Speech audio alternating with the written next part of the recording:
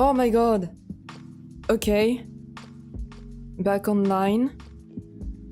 Okay. We are back online apparently. Give me a second.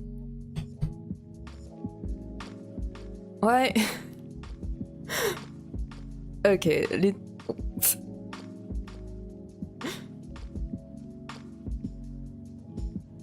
I think we are okay now.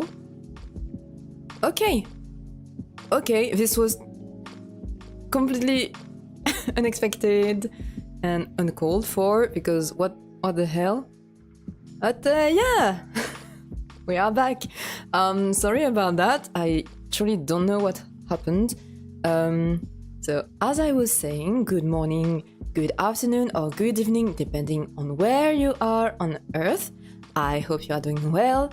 My name is Riley, and today we are going to play a game, but I don't know which game just now, because I did a poll and it turned out to be a 50-50 in the answers between Momotype, which is a visual novel, which, like, the tags for these games are like visual novel, cute and dark, and you have also at home alone, which has like tags, pixel, graphic,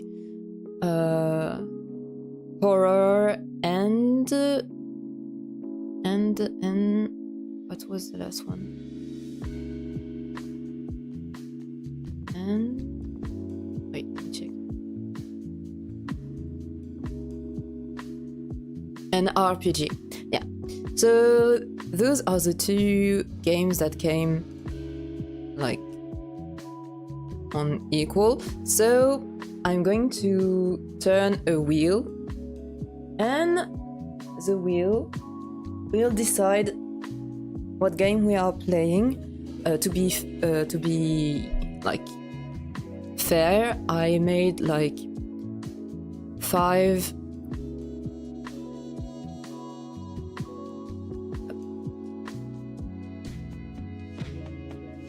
how do you say, parts for each game. And yeah, Momotype and At Home Alone. And I have already installed both games. This way I will just have to open the one that turns to be like chosen, and then we will play. Okay. Spin, spin, spin. And so today we are playing Momotype. Okay. Alright. Okay. So Momotype it is. Alright. Let's go to the gaming room. Hop là.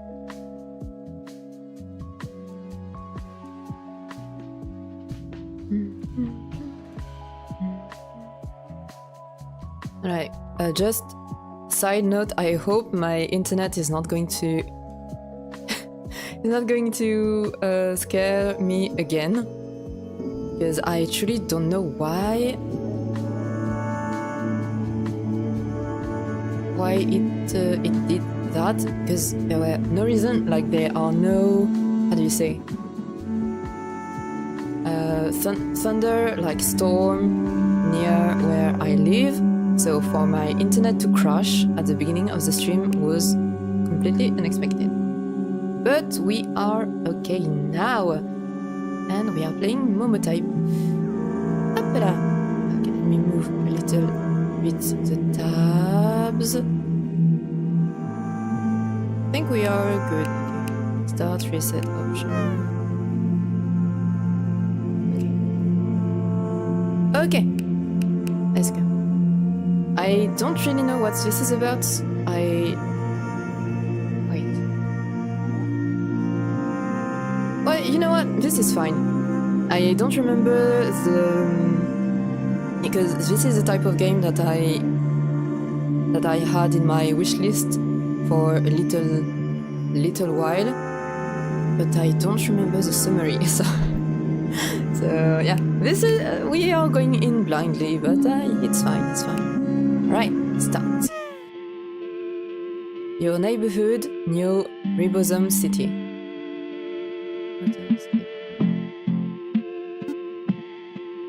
The chains of DNA spin on your screen. They make a web of helices until the logo of Imitato Corp appears in a white font. The ad has begun.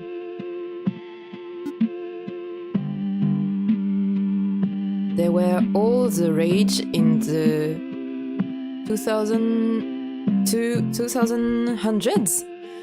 You knew them as Momotype, your digital pocket friend. You'd feed them, play games with them, and watch them grow. Mom and Dad liked them because there was no cleanup. You liked them because they seemed real. Oh, so it is like a little bit Tamagotchi. With the advent of the digital age, we at Imitato Corp have noticed society changing. Birth rates in this country have hit an all-time low, not seen since the plague. Soon, our workforce will be depleted and unemployed. Once this occurs, industry will fail. As you all know, this is an existential threat not only to ourselves, but importantly, our GPT, of course. Momotypes, our digital pocket pets, have supported this decline. We want people to have kids. This, unfortunately, cannot be accomplished through digital software. It can, however, be accomplished through our new product. I don't like this. What's the new product? Okay. Today we are excited to announce the shipment of our new line of monotypes. The real monotype, the digital enters the physical. Cuddle them like real pets, play with them like real pets, watch them grow and change. How is that supposed to help people have children? This is weird. Know the joys of parenthood. Order now at no cost. Supplies limited. Place an order. This feels like it is the illusion of choice. You know what I mean? Can I truly say no? Hello, Battery Butterman. How are you doing? I'm sure nothing can go wrong with that. Ah, of course not. That seems to be a very trustworthy product. Place an order. What if I say no? What if I'm like, you know what? I want my monotype to remain digital. I don't want it to be physical. And if I wanted a pet to like care about in real life and feed and take out on walks and such, I would just get a pet. You know what I mean? So place an order? No. Oh, it turns out that this is a government-sponsored program. When you head to work the next day, your manager corrals your team into a huddle. He explains that everyone will be receiving a monotype. The fucking illusion of choice. You love to see it. You love to see it. This is so bad when you have first the option to say no, and you say no, and like just after that, it's like, hey, tell you what, turns out you are not allowed to say no. Yeah, this is bad. Oh, this is bad. Has a partnership formed between Imitato Corp? An employee asks. You're right on the money, Christine, your manager says. We have to get this country moving, and corporate wants to be that vehicle of change, he says, shaking his fist in the air.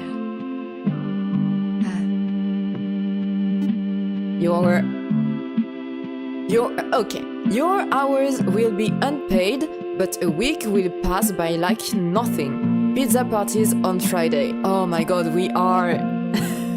This is corporate hell. Oh no. Oh no.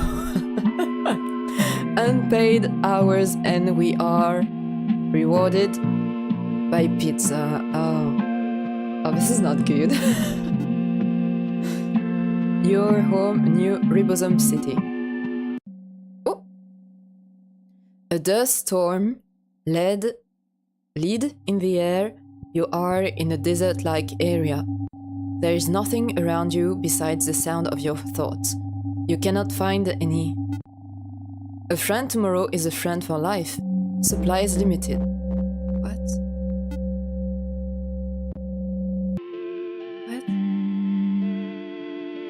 You're awake. Remnants of your dream pass and fade into static. You're back to your show.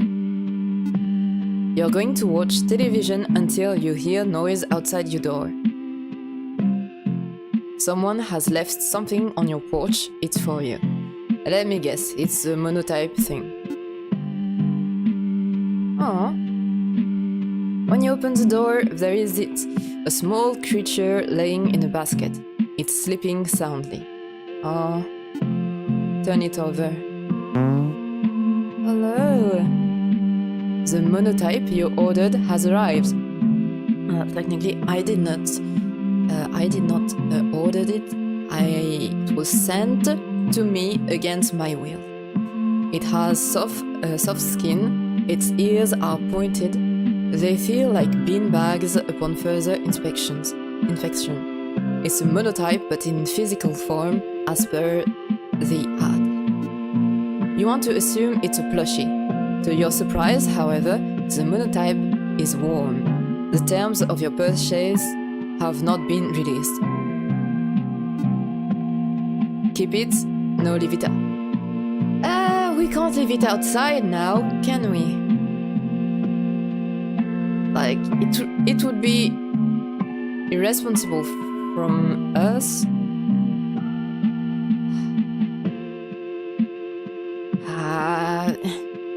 Keep it, I mean... Is there a way for me to send it back? Because, oh my god, is this going to become like... how do you say? What was the name of those creatures? Like, it's based on a movie. You can't feed them after midnight. And like, you can't wet them. Because they turn into monsters otherwise. I have gremlins in mind, but I don't think that's their name.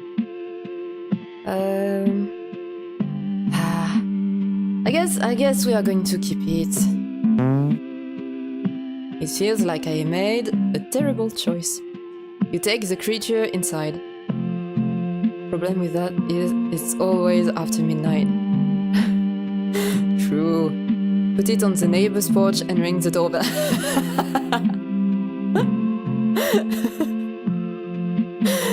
That would have been a good idea. How to get rid of your problem 101. Make it another person problem. You take the creature inside. Monotypes live for approximately 7 days. Oh, this is a very short lifespan. A note has been packed inside the basket. Take care of them and they will grow. How much? How big? How big are we talking? Monotypes love humans, so give them some love back. It's essential for their well-being. The note ends. There is nothing else by way of instructions. What are we supposed to feed it? What does it eat? Like this?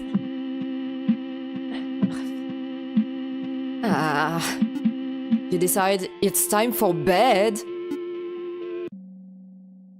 Alright. We are so... This creature is going to kill us in our sleep. This creature... Or either that or something to do with the government. You know? Because it's like... Government mandated. So... I don't have a good feeling about this. A collection of particles circle around. They are diluted with a heavy substance, though you can't tell what. In your dream, the particles attempt to create form, and in doing so, assemble into a storm. Inside the storm, there is no one and nothing, except small spaces where it's immeasurably dark. Your vision recedes. You look from a bird's eye view into the storm, hoping to get a better look. As soon as you think you spot a person, the particles scatter. You repeat this process until finally you realize you're completely alone. The dream ends. Ooh! Oh! Hello. Hi, baby. You hear shuffling by your bed. You wake up to see what is moving. The monotype is by your feet. So it can jump. It can jump. It can jump, I assume, or maybe float. Since, like, it got on our bed without help, and it doesn't have like legs and such. Hello, parents. Momo will stay with you for the rest of your life. Oula! Okay, let me finish the dialogue first. Do you love Momo? Momo already knows the answer. Oh, we are going to be brutally murdered. Oh, we are going to be killed. The rest of your life, the rest of our life? But you are supposed to, like, stay alive only 7 days. Which means we only have, like, 7 days to live? Is that what it means? Do you love Momo? This is a trick question, isn't it? This is a trick question. Oh, this is a trick question. Okay. I love Momo. I barely know you. Take it slow. No. I feel like saying no is a sure way to, like, being punched in the throat. Oh, this is bad. Yeah, love is a strong word. And given that we know nothing about how this creature, like if we say I love you, it might become obsessive. Let's say I barely know you, take it slow.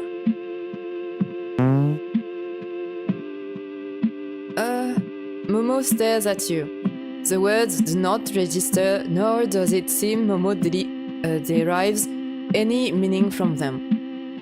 It's as if you spoke in a different language. Does that matter? In the first place, you are my designated parent. Nothing can change this fact. A moment passes. Momo's stomach begins grumbling. Now that you think about it, how does Momo manage to speak? This is a very good question. Head to hallway. Oh god. I feel unsafe in my own house. This is unacceptable. Momo thinks you have good taste in interior design. Oh, thank you. Very postmodern, by the way. What does postmodern mean? Momo saw it on a book from your shelf. Truthfully, you don't know. Momo is now humming the Imitato Corp jingle. Oh, this little creature is like very observant and I would even say invasive. Like, I don't like this. Oh, but you're cute. I will give you that, but if I have to kill you to keep safe, your cuteness will not matter. Is Momo herbivorous? A carnivore? Let's hope not. You don't know yet, but he seems to like pancakes. Mood, okay. He's now full of energy. Pancakes are good. Good taste. Play with Momo. Momo flies into the air. They're surprisingly heavy. Keep going, parent. After 30 minutes of using Momo like an exercise ball, you're tired. How does it eat? This is also a good question. This is a good question. Because it doesn't have a mouth.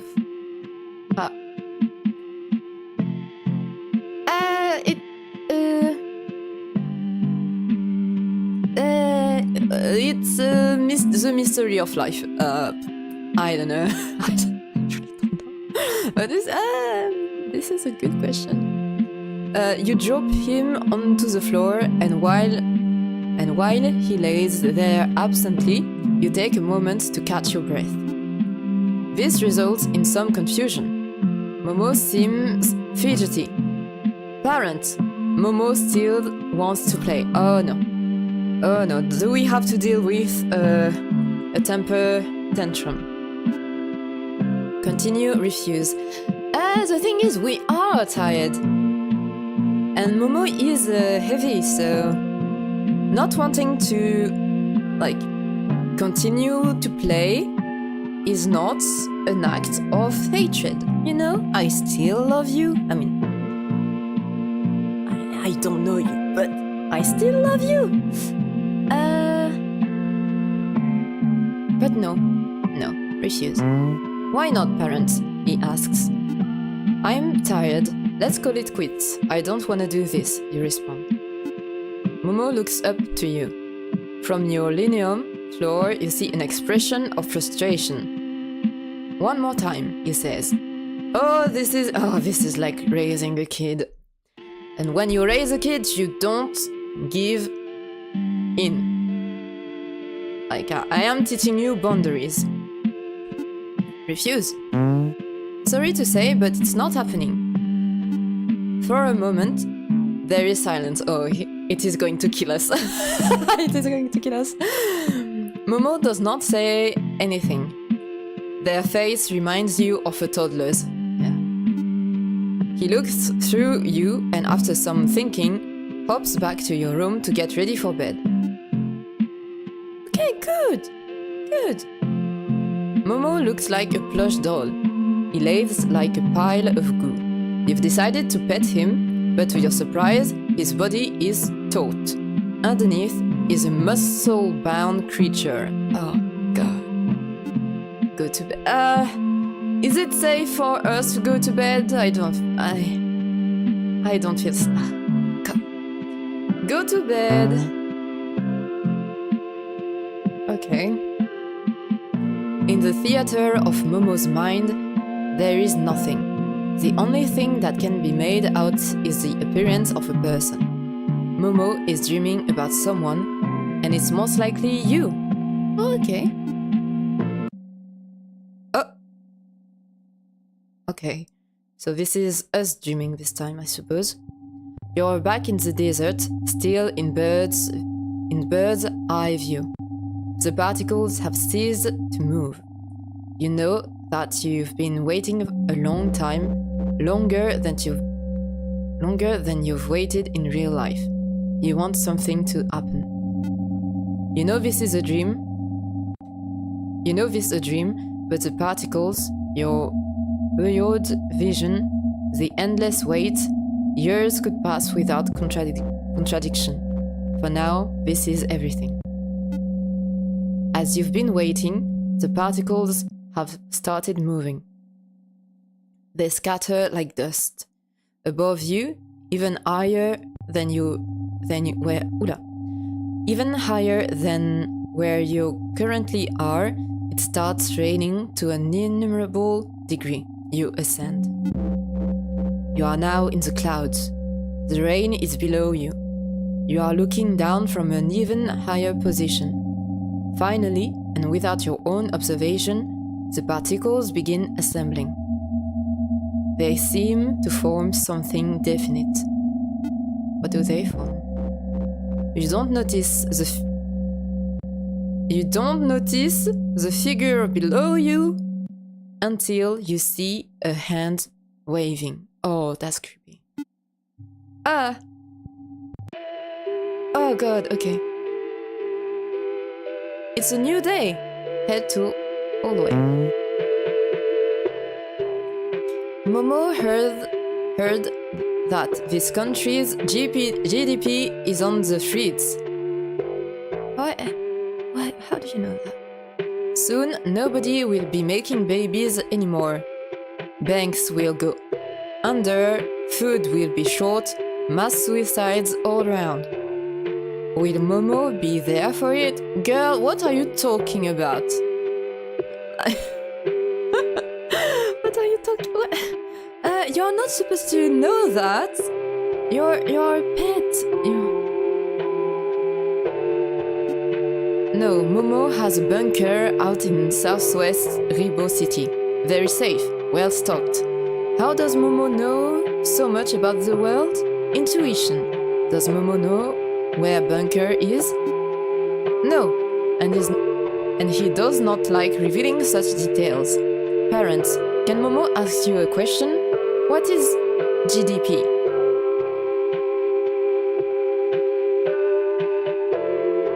I am so confused, like you know many things and you don't know things at the same time. This is weird. Momo pauses. Momo does not know what a bunker is, to tell you the truth. Is it a type of pancake? Head to kitchen. We should not show Momo where the knives are. We should not show Momo where the knives are. Momo has not yet decided what to eat.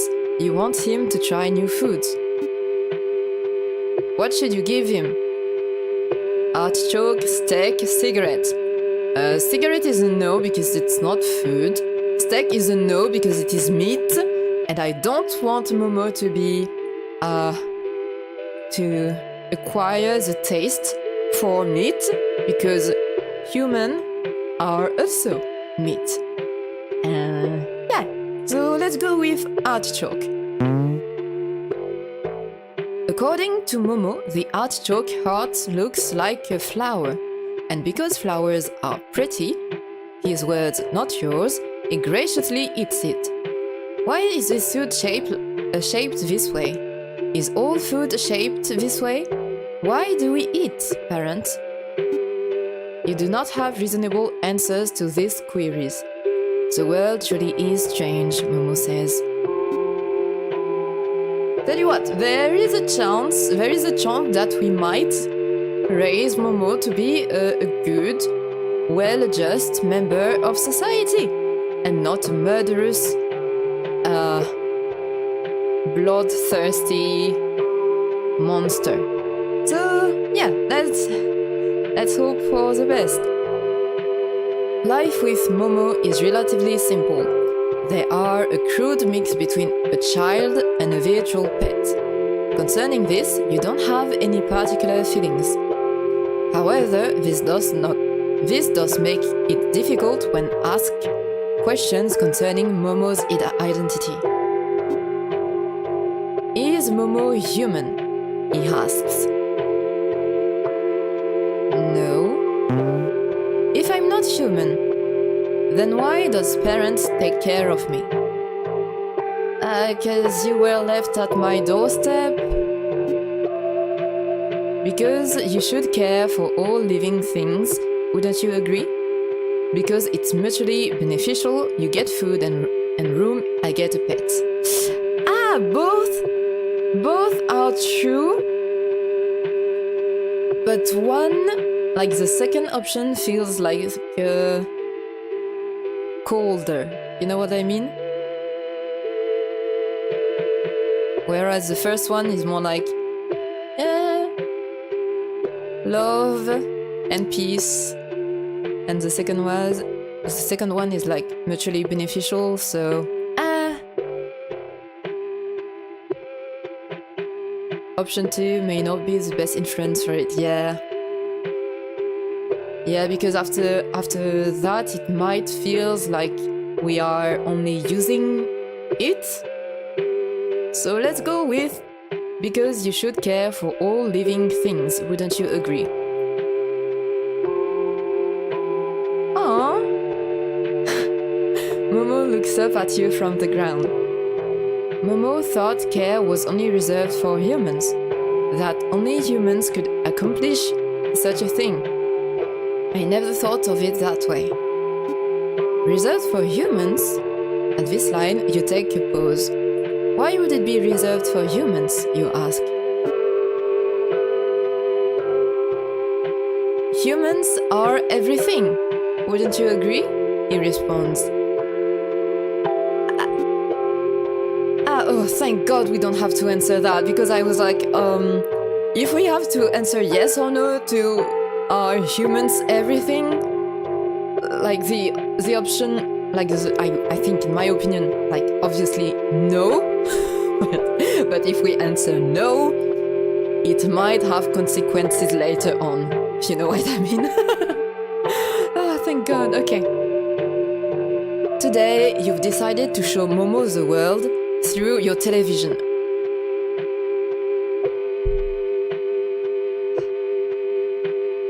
A reflection of the real. Well, this is the worst thing we could have done. This is the worst thing we could have done. Showing the Momo is going to be traumatized. Why? If it's like a mix of a kid and a virtual pet, you should read it books. You shouldn't.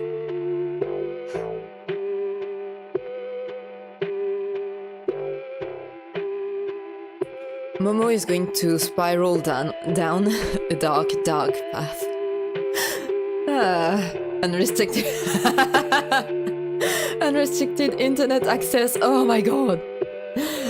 Giving a 5-year-old unrestricted internet access. This is like the worst. Why would you do that? Why would you show the real world? This is supposed to be like a small creature, a pet, and sure, it said like things that are a little bit creepy and like too knowledgeable, but it's going to make things worse. Oh God. You've placed Momo onto the couch where they can browse a selection of different shows. Momo does not know what television is, however. You turn on your cable box. Which program should you tune into Planet Hippo, Dragon Sphere, a new sheriff in town. Okay, the last one is a no, I think, because new sheriff in town is like a western, I suppose, and you know, westerns are cool, cowboys are cool and everything, but like guns and shooting and violence and death and crime. So yeah, Dragon Sphere, I have no idea what this could be. Maybe some cartoon? Ah, wait, Dragon Ball Z. Could maybe. Yeah, maybe Dragon Sphere. Because it's not. And Planet Hippo is like a documentary, but it might give Momo like an identity crisis because Momo is not a real pet. And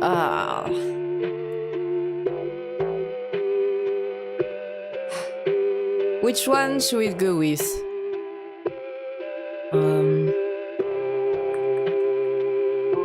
Planet Hippo, Dragon Sphere, a new sheriff in town.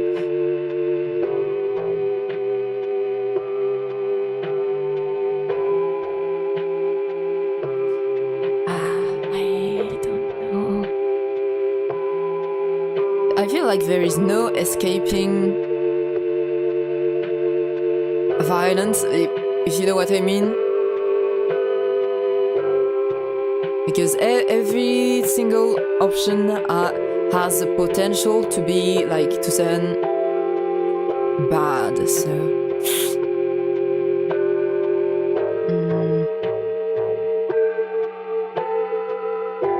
maybe Dragon Sphere, because like we can say, oh, it's not real, it's a cartoon.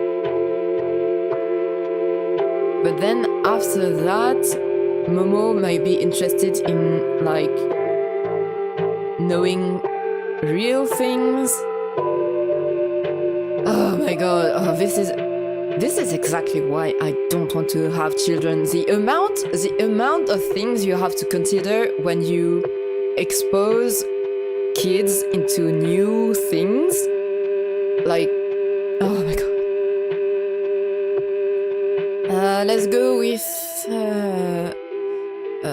Amstram, like Amstram, pique, Amstram,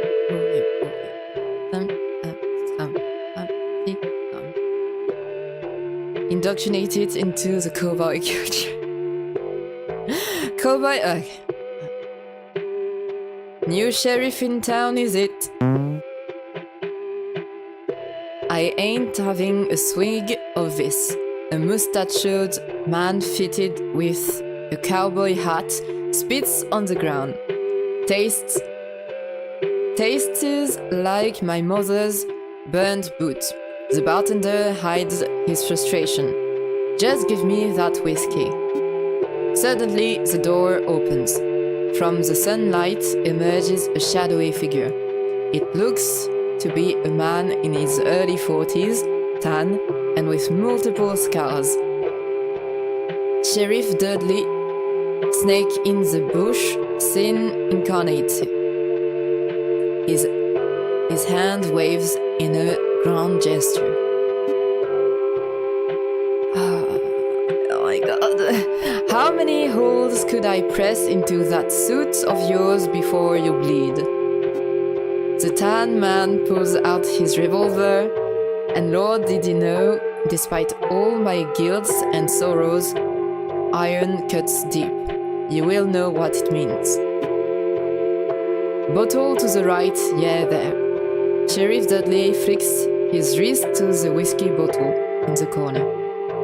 The bartender does not move. Well, get a move on. When nothing happens, Sheriff Dudley slaps his fingers on the table. Dudley, the tan man says, the devil welcomes a new man into his house. You will pay for your crimes against me. Dudley stares down, then sucks his teeth. The tan man has cocked his gun. Well, dog, the sheriff does not move. Gonna get up or you're... Wait, gonna get up or you a cock with no... The whistle of a bullet is preceded by a hole appearing in the tan man's head. Momo is going to be traumatized. Oh no, look at this. Look at this. Ay, ay, ay, ay, ay. The words do not exit his mouth and his face drops its expression. He falls to the floor. Language there, partner. Sheriff Dudley turns to the bartender. A grimace on his face. How many times I gotta ask? Oh! So we are going to see everything. Okay, so it is the illusion of choice. Oh, great. Great. Which program should you tune into? Well, let's go with Dragon Sphere, I suppose. You'll pay for this, Frimza. On my life, I swear to destroy you. This ends now. A man with rippling muscles stands on screen. He looks like he's squatting, like he's using the toilet. In actuality, he is pouring up. Super angry. That's the stuff of legends. Artichoke, of all people, blast it all. Yells Vigenta to no one in particular. Artichoke, the other man yelling, has been in one position for the past 15 minutes. Yeah, this is Dragon Ball Z. Rocks levitate, thunderstorms form, and lava erupts from the ground. In the meantime, Frimza, who is awestruck, stares at his rippling muscles. This continues for another 20 minutes. In this time, Artichoke and Frimza only manage to grunt at each other. At the 40th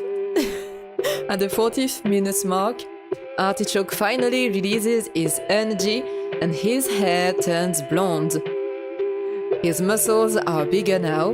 Frimza, from what you can tell, is in awe of his bulging chest. There's silence until Artichoke breaks it by speaking. He says but one thing. Now I'm really angry. Frimza blushes. The episode ends. Oh wow, okay. How are these programs supposed to represent the real world?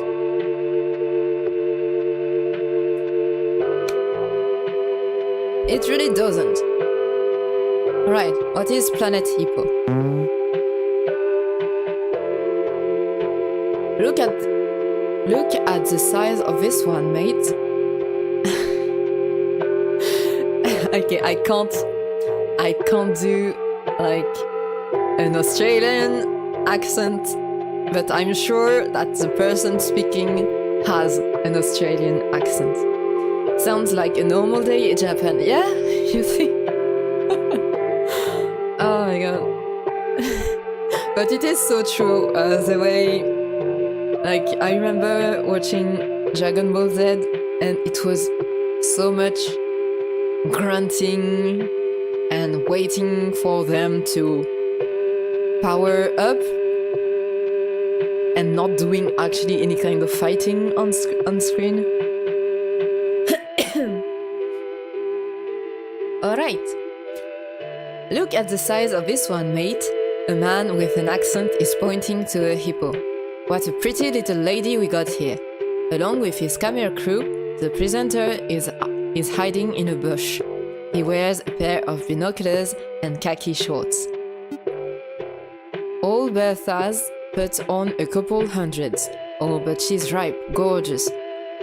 He licks his lips. The presenter then exits the shade of the bush and runs to the sandy bank where the hippo lies.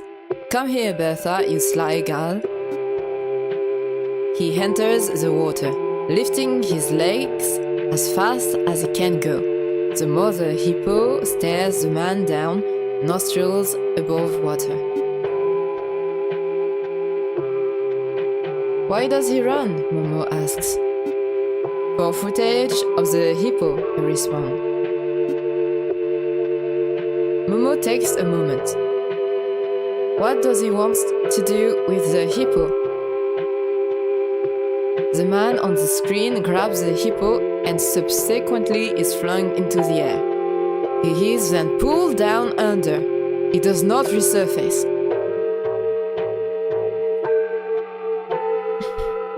We should have read Momo like a fairy tale book or something. Between the two of you, there is a long pause. Finally, you speak up. Yeah, I don't really like him either. You decide to change channels.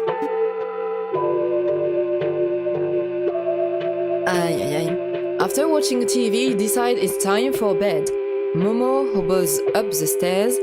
You cook something for yourself, then call it a night.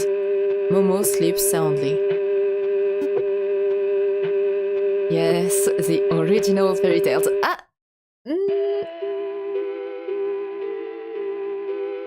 Okay, maybe. Okay, the original fairy tales are like a little.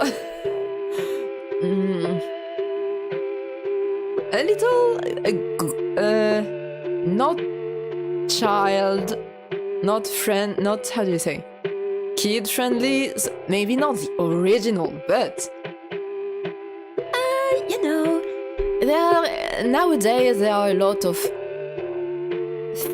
fairy tale books, children books with nice stories, so it would have been better than anything we saw today.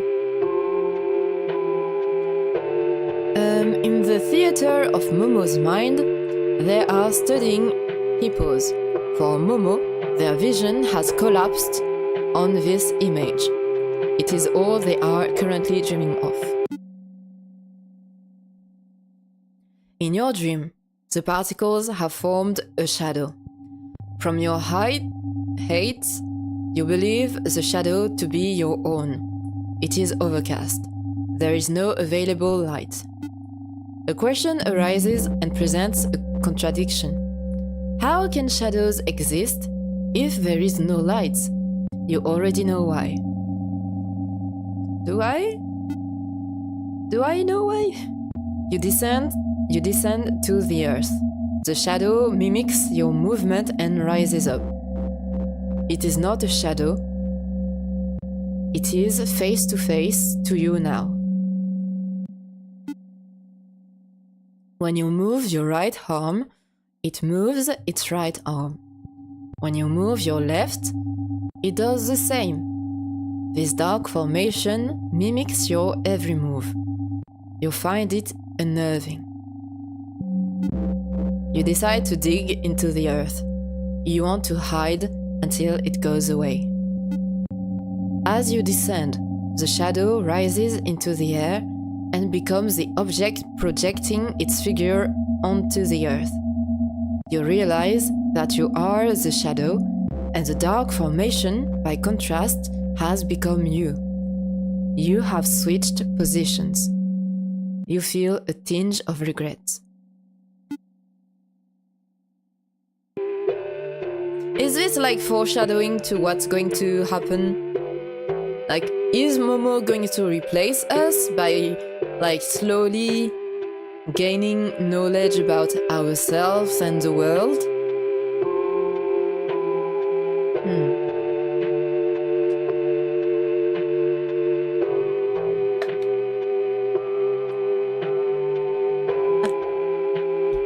Momo has woken up excited. Could we try something new? He asks. Depends. Oh no. It discovered the mirror.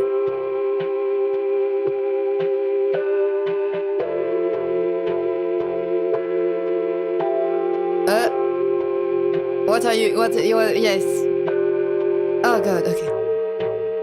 Oh, this was a little bit creepy. In the far corners of your room, Momo has picked up a copy of 100 Facts About Hippos. You do not know how this book appeared in your house. He has been reading since daytime. Parent, would you like to know a hippo fact? Sure. Hippos can hold their breath for approximately 5 minutes. They cannot swim. Instead, they bound through the water using the force of their feet. Incredible, don't you think? Let me give you another hippo fact. Sure. Hippos are known to live in small herds of up to 10 to 20 other hippos. They are led by a dominant hippo, while the others are submissive to him. Essentially, it's a harem. By the way, what is a harem? Oh, and there's another thing about hippos. Sure. According to this researcher, hippos may have consciousness like that of a human. Some even say that because of their brain size and neural connectivity, it may be similar to that of a pig or a whale. Interesting. Although it's impossible to tell, because as you know, we are not hippos, we are human. We are human? Wait, I'm not going to let this slide. What do you mean we are human? Very true, Momo. We are human. You're not human, Momo.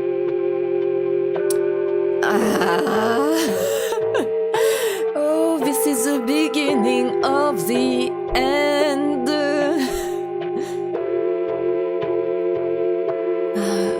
You're not human. I'm not going to lie to it.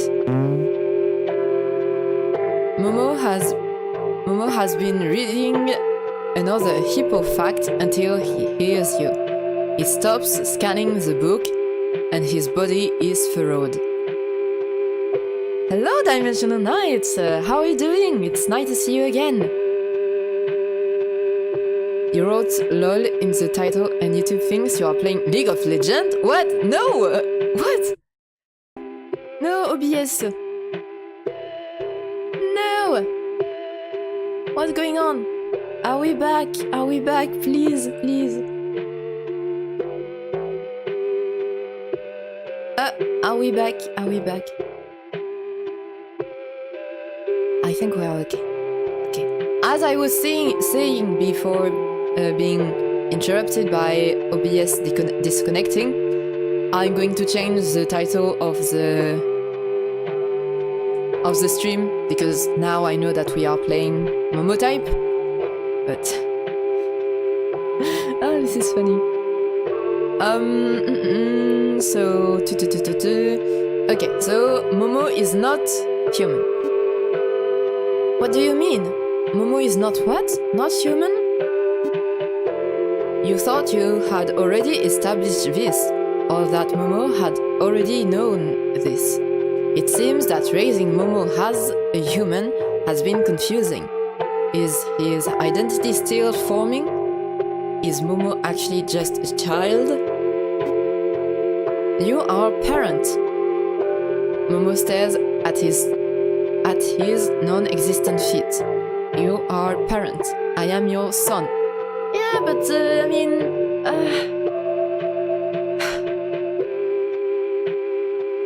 Just because you are not human doesn't mean that you are not my child.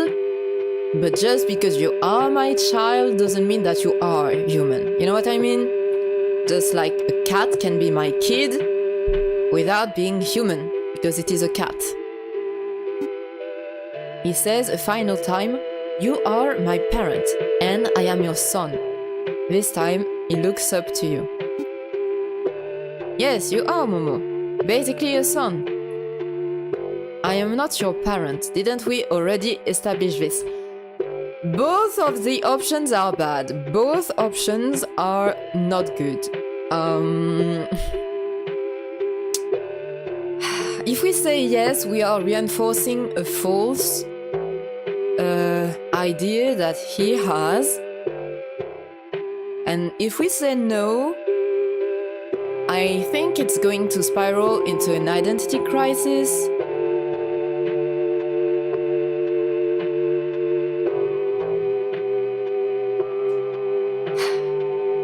So what do we do? Do we hurt Momo's feeling? Or do we say no, of course you are a child, a human child. I don't know, both options are bad. Both options are bad.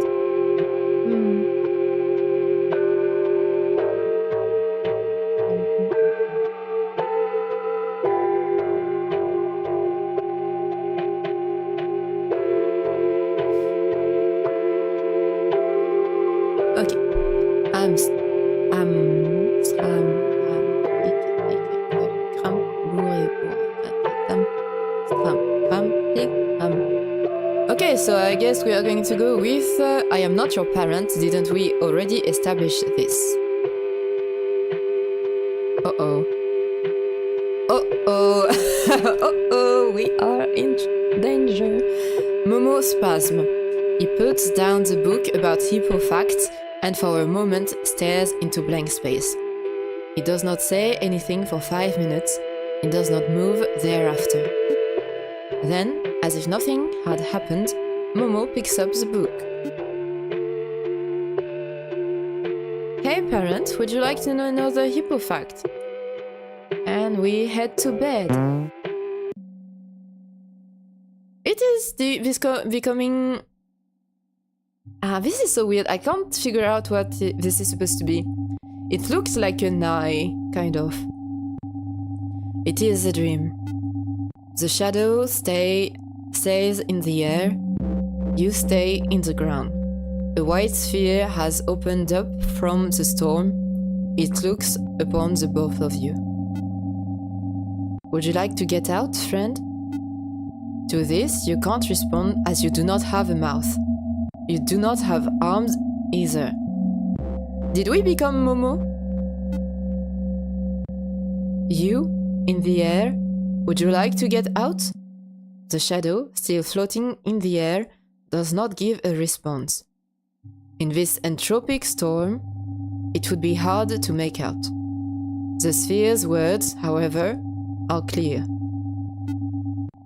Light comes from the sphere. It has a dark center. A moment of clarity arrives, and you realize that the sphere is the sun. Would you like to get out? The sun asks.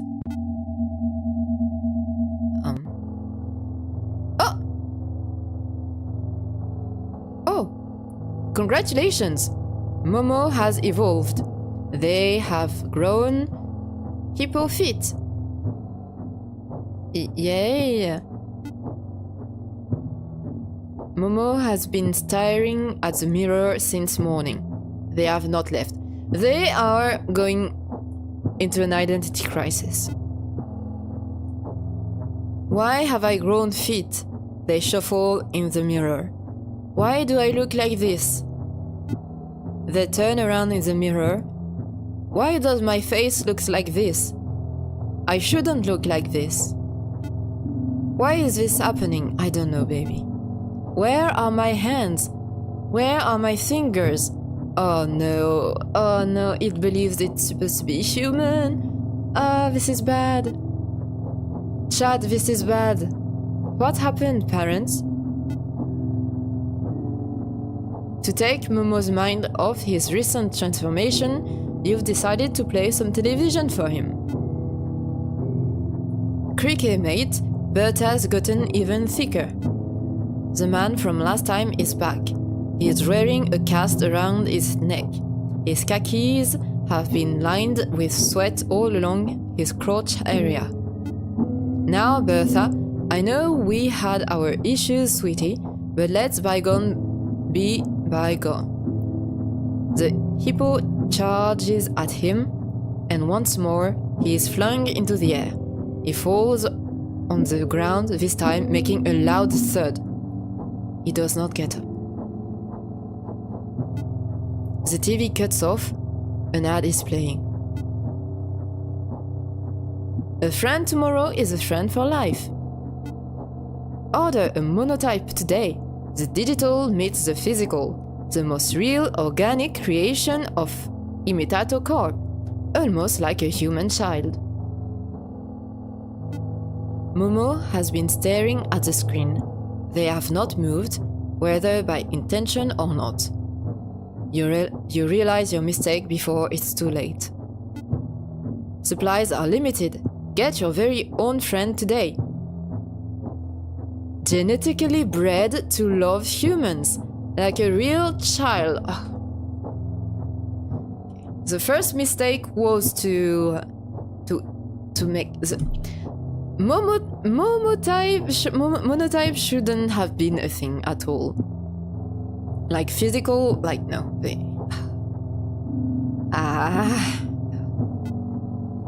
The shot cuts to an eerily similar image of a monotype. Isn't that right, Momo? Is the TV talking to... Wait. Come by the bunker, Momo. You'll be safe. The TV ad ends and the previous programming continues. You want to go to bed, Momo? You ask meekly.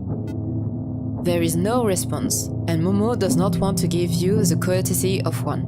Or at least, that's what seems to be the case. Bed, you ask another time. When no response comes, you inevitably head back to your room. Momo knows where to go, you think. What is that? Oh God. In the theater of Momo's mind, he is seeing his brothers and sisters. Things are getting more defined now in our dream. The sky is bright in your dream.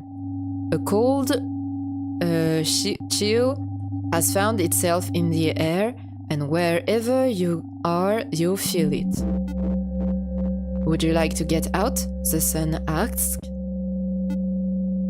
You're not in the earth anymore. You're standing upright, face to face with your shadow. They have descended. Would you like to get out? The sun asks once more. The shadow then speaks. Yes, I would like to get out. You are puzzled.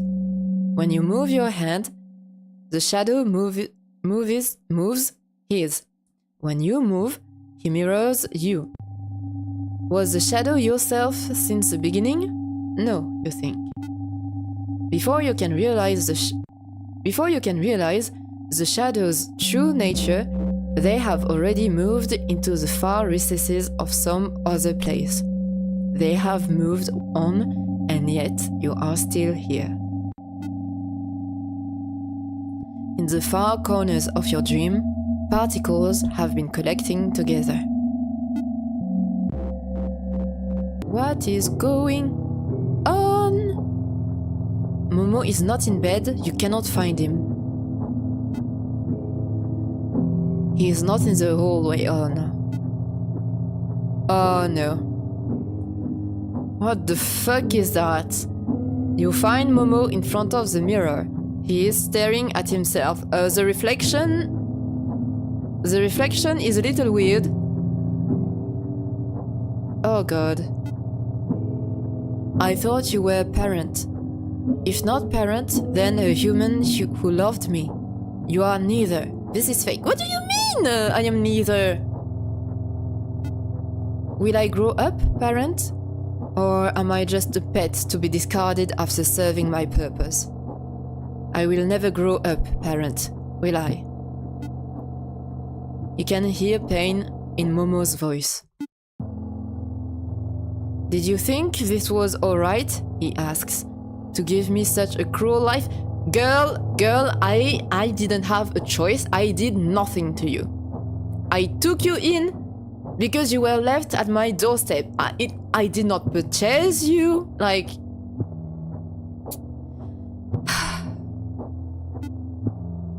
You're about to speak, but you are cut off. I'm nothing. A pale imitation. A freak. A process of ideas. This is not funny. Momo looks to you. Everything I will or ever be is centered around you. You are my one love, parent. I am, after all, your child. Momo's mind is ablaze. They are staring into you. You are the most beautiful thing I have ever seen. And to make it even worse, you're entirely real. I can never come close to you. I'm not even real. Momo inhales. Please no. He pauses. I love you so much it hurts my insides. I want to tear out everything in me so that I can be at your side. I want to love you for forever. I have never told you this, parent. Is it even possible? We've known each other for like 2 days. I mean, I appreciate the sentiment, but like, Momo gives his final words. No, it isn't. I only know one thing. You are not human. You are Phrisma, the Tan Man, the Hippo Man, evil, less than human, nothing. What the fuck? Momo hops away. His body jiggles with each step. Momo is nowhere to be found for the rest of the day. You head for bed, unable to fall asleep. You are anxious for the new day. Oh fuck, okay, this is not nice. In Momo's dream, they are a hippo.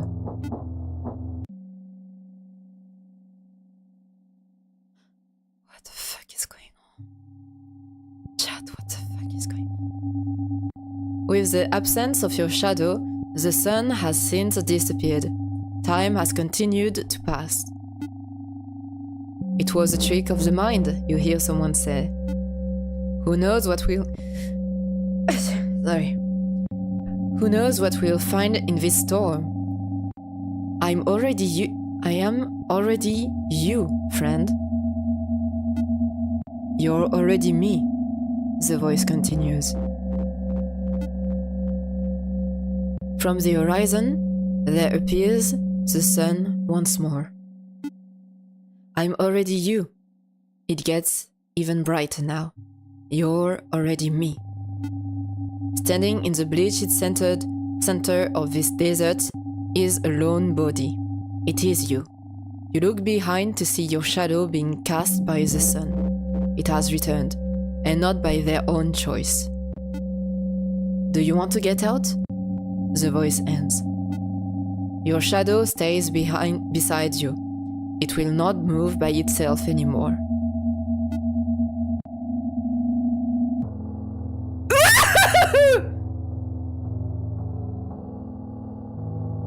Oh fuck, chat. Oh, chat, this is, oh no. Oh, this is a hell no for me. Oh, hell no. Oh, God. Oh, this is so creepy. Oh, I do not like this. Wake up, parent. Oh, God, oh, this is so creepy. Oh, the eyes are so creepy. Oh, God. What is Momo, anyways? A pancake? A bunker? Is Momo an idea? Momo's body is taut. In the depth of their eyes, you see a tunnel. Will you love me? Momo asks. Run! Oh my god, we are going to be killed. Oh god, chat, we are going to be killed. No, oh god. Okay, guess we don't have a choice but run. Ah! You run to the hallway. It is empty. The light from the streets reflects into the space. Though you cannot see well, you can make out what is behind you. Oh, God! I don't actually love you. Huh? What's that? You don't love me? Why don't you love me? I'm everything you could ever ask for and more. I'm made for you. Developed for you. What more do you need? The creature looks at you from a towering height. I wish I had no eyes so I could have never seen you. I love you so much. Does it just continue? You've entered your living room. The creature has chased after you. Oh! If only I was born in a different body. I'm an abomination, a deviant. You are everything I ever wished to be. Please love me. Oh God. I read the tag in my basket. I only live for 7 days, right? Is this true, parent? I don't know, maybe, I don't know, oh God. But I don't want to die. You make me vomit. No human could be this cruel. To raise me as his plaything? I reject it. Girl, this is not my fault. I've done nothing. I didn't develop you. I didn't even want to take you in the first place. So give me a fucking break. So I am designed to love you? I love myself. I am human. You are the creature. A disgusting parasite. A worm. Do you like being stomped, you? What? Do you like being stomped, you worm? I know you like it. Oh, God. This time it won't be fake. Run to the kitchen. What the fuck is going on? Momo reaches for your neck. Ah! Ha. Know that I still love you. How could I not? You're blacking out. Was I designed to love you, parent? Even so. Does it matter? This is the most real thing to me. Please answer me. You are choking me. I cannot answer. Parent? Parent. Parent. A dust storm. Lead in the air. You are in a desert-like area. There is nothing around you besides the sound of your thoughts. You cannot find anyone. It is very lonely. You decide to craft a mirror. It is made out of particles circling the air. In the mirror, you see your reflection. Your swarthy figure walks out of the mirror. The borders between the glass and the desert have vanished. Your reflection is now in front of you, and you are both standing together. Your clone stares at you, puzzled. You cannot tell if they are conscious. Are they even alive? Unbest known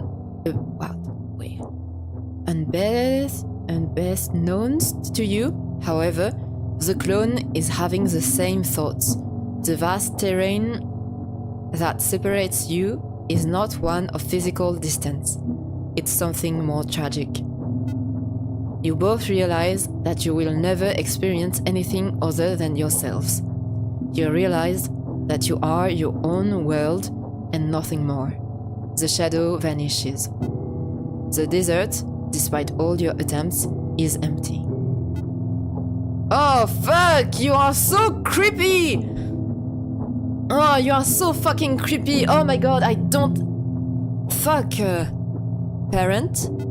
You're conscious. I can't see anything. There's nothing in front of me. Where am I, parent? There's a long pause. You cannot say a word as your throat's been crushed. All around you, there is darkness. The lights from the streets illuminate everything into vague shapes, but nothing you can truly make out. You hear the sound of your heart beating, and in this dark room, the air sits heavy. I can't see myself, parent. I can't. Where am I and where are you? I had one more thing to ask. All you can see are vague shadows crossing your line of sight. One of the shadows is Momo. They are large and warm. Your leg grazes his body. And to your surprise, he's soft. Can we be friends, parent? Pretty please? Pretty please? Pretty please? Girl, you just crushed my throat. It's going to be a no from me. That makes the most sense, parent. For once, I agree. I literally didn't say anything. Momo takes one more look at himself. Oh god! Oh god. If my nature has determined that I am meant to love you, then there is only way. I will make a choice against my nature, one that is not predetermined.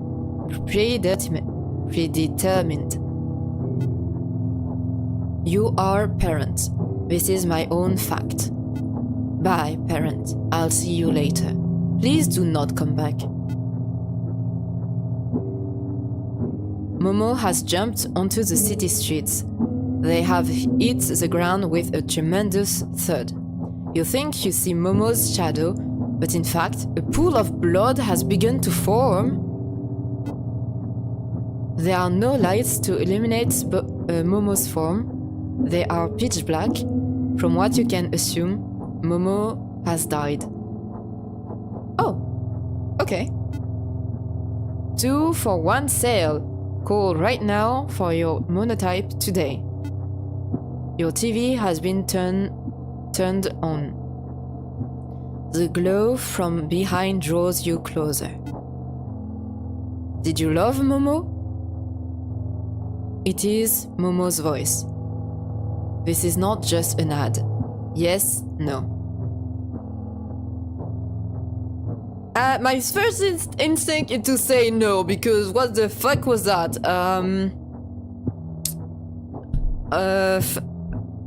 Yeah, it's a no from me. I'm sorry. Yeah, no.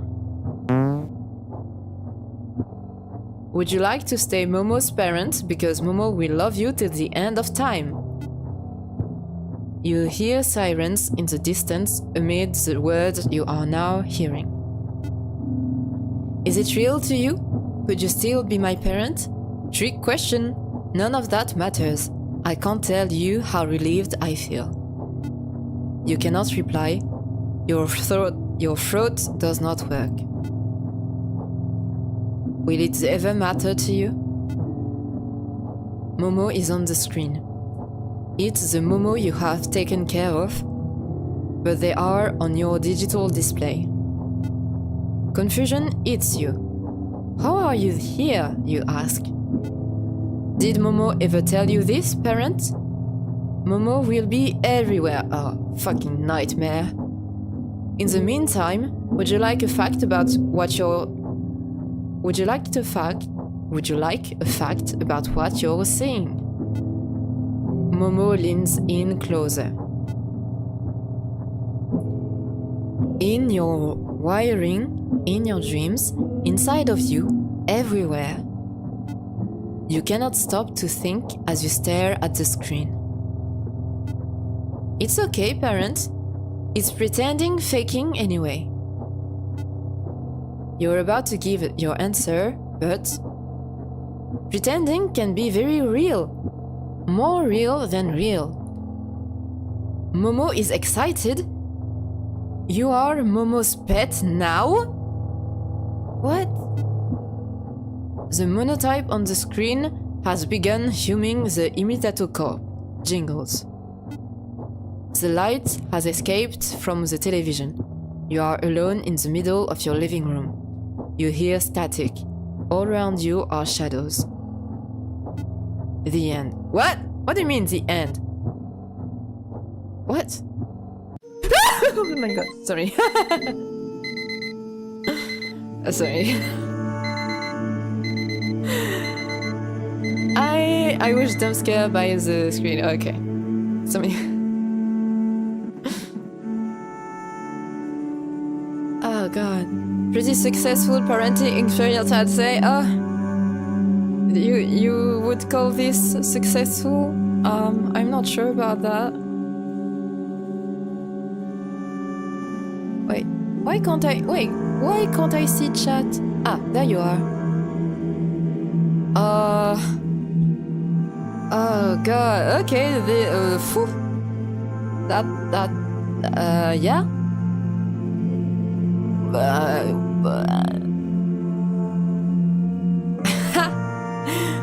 What happened? Who knows? I have so many questions. Wait. We got an achievement called Momo is on your television screen.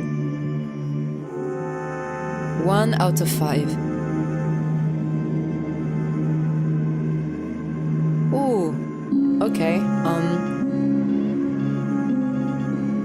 And the remaining achievements are locked, and it's like you can unlock them only once you got them, so... it's not a very long play, so I think I can play again to try to get a different ending. Okay, let me stretch my legs real quick.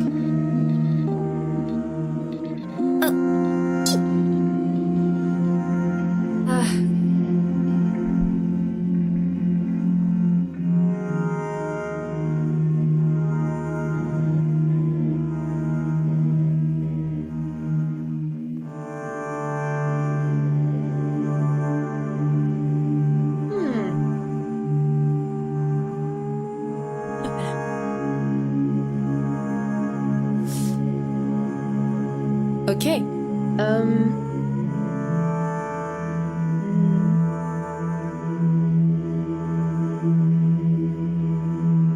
I wonder what happens if we are like very, like if we go full into yeah, we love Momo and everything. So okay, this time we are going to like be super enthusiastic about having Momo with us. Alright, let's go. And also, I don't think I'm going to read everything again. If the dialogue is the same, I'm just going to not skip through, but like read in my head. Oh god.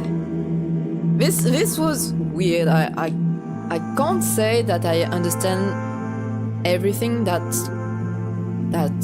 happened, because what's the deal with our dreams? Why did Momo evolve into a hippo? It was a little weird. Okay, start. A dust storm. So this was the very first dream we had. Please love me. You're awake. You feel your neck. Wait, it is different. Wait. Is it? Did we feel our neck the first time? I don't remember us, because given that we had our neck crushed... Wait.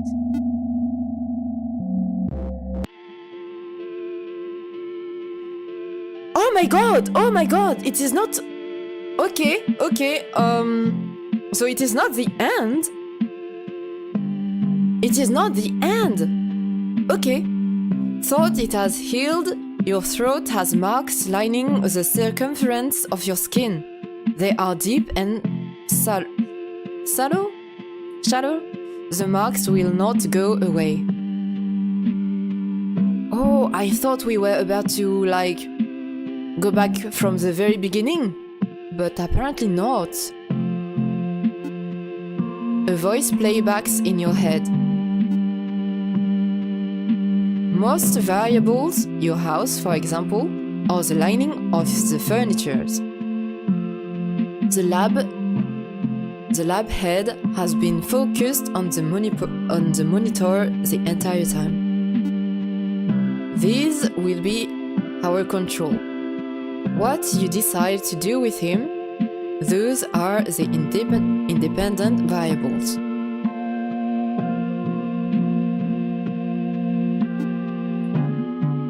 The Imitato Corp logo with its trademark helix is adorned on the mantle of the lab. Why does everything need to be the same? The lab head has looked up. Trial and error? I assume you know what that means. The lab head is being genuine. Mapping a neural network begins with specificity. Only then can we generalize patterns on the macro level. Your case, she stops for a moment, was the most promising. She continues. Remember, and this is important, we are trying to collect new data, not old. Those new permutations are what we need, and there is no point if you raise this one the same. The lab head finishes. Do I have a choice, you ask? The lab head smiles. Insofar as you control how the monotype is raised, yes, whatever style you choose, keep it consistent. Okay, so this time we are going to be like very loving and everything, okay. She looks back to her monitor. You're back in your room, you hear a noise. You open the door to your apartment complex. There is it, a new monotype laying in a basket. It's sleeping soundly. Turn it over. It's virtually the same as the monotype you previously had. Okay, so it is some kind of time loop. A little bit. It makes me think of test. Keep it? Can't just let him freeze to death. So now I wonder what would have happened if we have left the monotype outside the first time.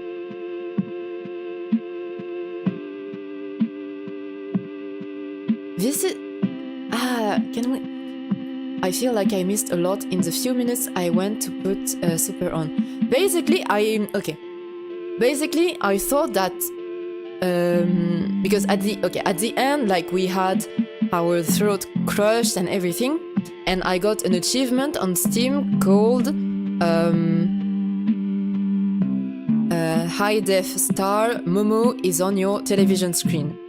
And so there are 4 remaining achievements that are hidden, so I don't know how to get them, and they are going to reveal themselves once we do like the things to get them. And so I thought that we could start again the game, but this time going into a pattern of like, yeah, we love Momo and everything, except it didn't go this way because like it continues, like the story continues from where we left off, kind of, because the first line is about the dream, so like we are in a desert, everything, and then we feel our throat, and then we are speaking with the head lab, and she tells us that we need to keep like the way we are raising Momo consistent, but to make different choices so that they can gather more data. So it is not, we are not starting over truly. It is like a continuation of the story, and apparently we are involved in like Imitato Corp in order to get data on how the momos are raised or something like that. So yeah. And the options are not quite the same. Like for example, we had the basket with Momo inside, and the text was like, will you take it? And I didn't have the yes or no option. It was like just one option saying, well, can't leave it outside to freeze. So yeah, it's interesting. Yeah, it's very interesting. Oh, goody. Yeah. This is much more than I was expecting. But this is good. This means that we might have more answers to what the dream is about and how the momos are made and such. Okay. You take the creature inside. Please load them for the best results, or don't, it's your decision. Love, imitato call. You decide it's time for bed. Okay, so this time we are going to be super duper loving to Momo. When if it asks us, am I human? Am I human? Am I your child? We are going to say, yes, of course, baby, you are. To see what's happened. You are dreaming of Momo. Which Momo is it, though? Ooh! Oh, God. You hear shuffling by your bed. You wake up to see what is moving. The monotype is by your feet. Hello, parent. Momo will stay with you for the rest of your life. Do you love Momo? Momo wishes to know your answer. There is some hesitation in the new Momo's voice. Yeah, there was not hesitation in the previous one.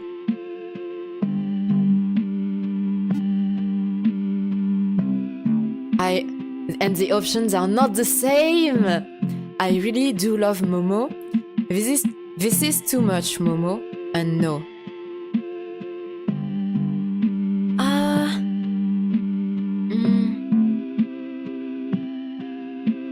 I feel bad. I feel bad for the Momo. Ah, God.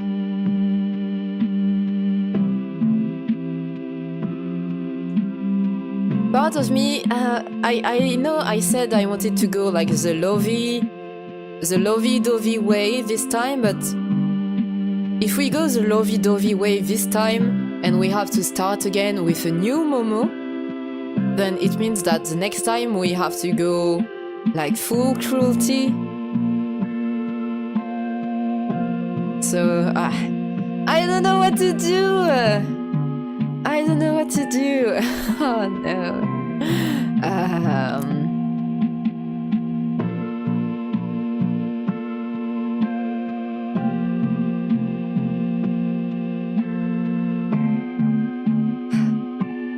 I really do love Momo. This is too much, Momo.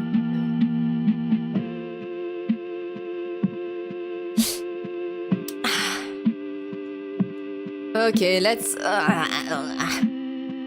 go with I really do love Momo. It looks like a weight has been unburdened from Momo. If we ever go with no, and I mean, we will go with no at some point because I want to know what happens, but this is going to be bad. A moment passes. Momo's stomach begins grumbling.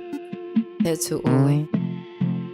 Momo does not like your interior design, frankly. You cannot see anything. Very little natural light aside from the street. It's a little dated, depressing even. Well, the first Momo praised us on our postmodern interior design, so... Wait, for some reason, Momo does not like to be in the shadows. He stays in the light. We should have went with the bad choice. This way we can end on a good note of love and peace and Momo hums the imitato corp jingle, but when you look at him, he stops. Is Momo herbivorous, a carnivore? You have some ideas. Momo seems to like pancakes, same as last time. Pancakes really are the best, better than any other food, simple, straightforward. Play with Momo. Momo flies into the air. They are surprisingly heavy.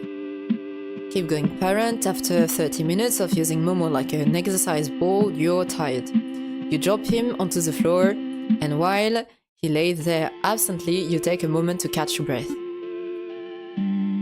This results in some confusion. Momo seems fidgety. Parent, can we play again, just for a little?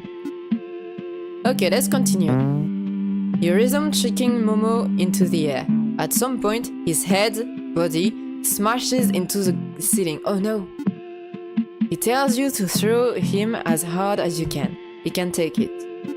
This process is repeated until your arms give out. Thank you, parent. Please only cook pancakes tomorrow. Only pancakes, Momo has ordered. Then he hops off. You lay crumpled on the floor. Oh god. Momo looks like a plush doll. He lays like a pile of goo. You've decided to pet him, but same as before, his body is taut. He's especially high-strung. Go to bed. In the theater of Momo's mind, he is having a nightmare. Oh! What did you say? What did I say? Nothing. It's an empty space, you cannot hear anything. What? Well, that was not creepy at all. It's a new day. It's a new life for me. Momo has to find his bunker. Yeah, and what's the deal with the bunker as well? In bunker, Momo is safe. No one can hurt him. Maybe they can yell bad words at Momo outside of a metal door, but Momo does not care. Momo will not face the end. There is no end if Momo is in his bunker. Where is this bunker, you ask?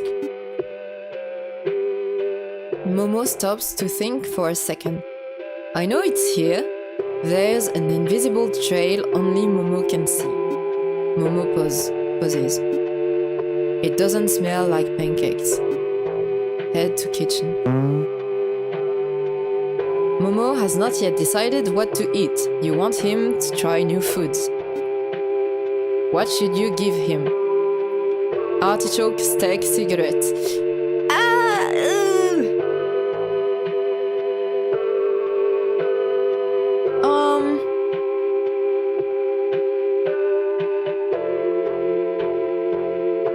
I think like artichoke would be a good option, even if it is the same we did last time, because I feel like it might be more interesting to see what is a steak option when we start to be mean to him. You know. This is so messed up. Or maybe it would be safer to say steak now, when Momo is going to be loved by us.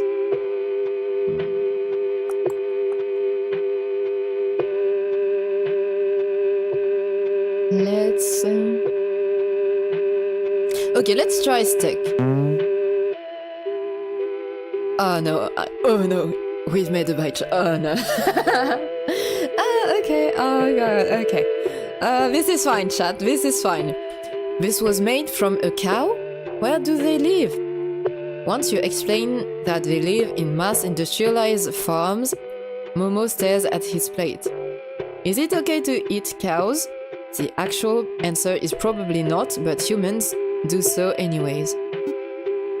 That does not make sense, parent. Momo responds. He eats the steak anyways. It makes no sense. Is Momo a human? He asked. Momo wishes for you to be straight with him. Momo already knows he is, but he needs confirmation from another source. Is Momo human? I wonder what happens if we say no. This time I'm going to say yes, of course, but this time he is sure of himself, so what if we shattered his illusion? Okay, let's go with yes. You are human, Momo, as human as ever one could be. Is Momo going to transform into a human? Momo considers this for a moment. They are hopping around the room in thought. Where did Momo come from? Where is the source? A magical stork? God.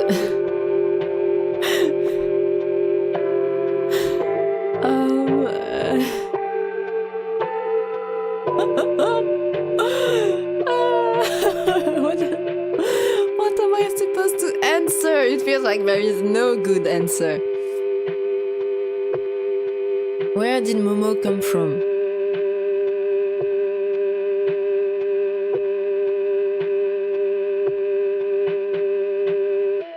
Okay. Amstramgram, piqué collégram, bourré ratatam, Amstramgram, pigram. God. Okay, Momo becomes the Pope. Let's go with God. Momo has one faith, humanism. Momo is a humanist. Everything that will ever exist cannot truly exist unless there is a human to witness or perceive it. The universe ends when a human dies. You don't know if this is the right application of humanism. I don't know either. Today you've decided to show Momo the world throughout the television. You've placed Momo into the couch. Which program should you tune into? It's going to be the same, so let's go through each one. Bertha, please. This is a documentary about the man from Down Under, a hardened survivalist who is now being divorced by his wife. He is commonly known for his series on hippos. I didn't mean it like that. Ted, this is a thrill. I can't go to bed without you talking some shit. Here, have some more cake, babe. No, don't lose them handles, babe. You know it will be over, babe. Do you know how toxic this is? What the fuck is going on? The man is quiet. I mean, what am I to you? She asks. He mumbles. What, Ted? My little banana cream pie. The woman, Ted's wife, stands there staring. What the fuck is going on? What about Dragon Sphere? Are they fighting? Artichoke, the main character, is screaming. His muscles are the size of a boulder. I have ascended. I am the ultimate creature. He blasts an energy wave to the Earth. The Earth explodes. It has now been wiped away from its place in the solar system, like it never even existed. The fruit of one's labor is so sweet.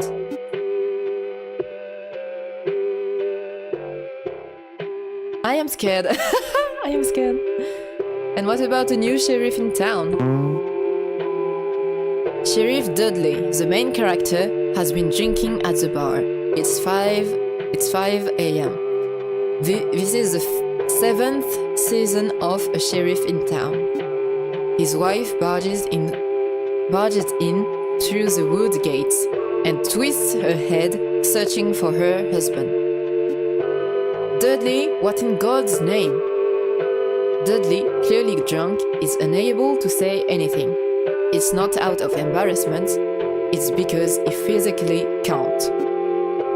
You lout? You no good, worthless bum. Sheriff Dudley can only look into his wife's eyes. There are tears from hers. Oh Lord, please Almighty God, when are you gonna pay that banker? We don't got any for the loans. I can barely get by with Charlene here. There is a baby in her arms. There is nothing here for me. She started crying, and I am all alone. That's the worst part. There is no response. Please, Dudley, say anything. Dudley cannot say a word. In his mind, however, he already knows he can't climb out of this hole. His wife waits, but when nothing is said, she leaves. She does not turn around. Well, that's cheerful. After watching TV, you decide it's time for bed. In the theater of Momo's mind, there are Vegeta. Momo likes how strong Vegeta is. For Momo, their vision has collapsed on this image. It is all they are currently dreaming of. Is this because we fed Momo meat this time? There's a bunker in southwest Ribo City. Very safe, well guarded, a paradise. Can I see you there, friend? For some reason, Momo is talking to you in your dreams, again and again.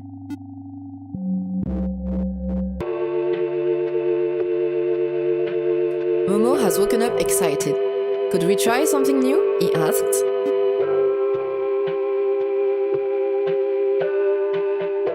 And he's going to look at us.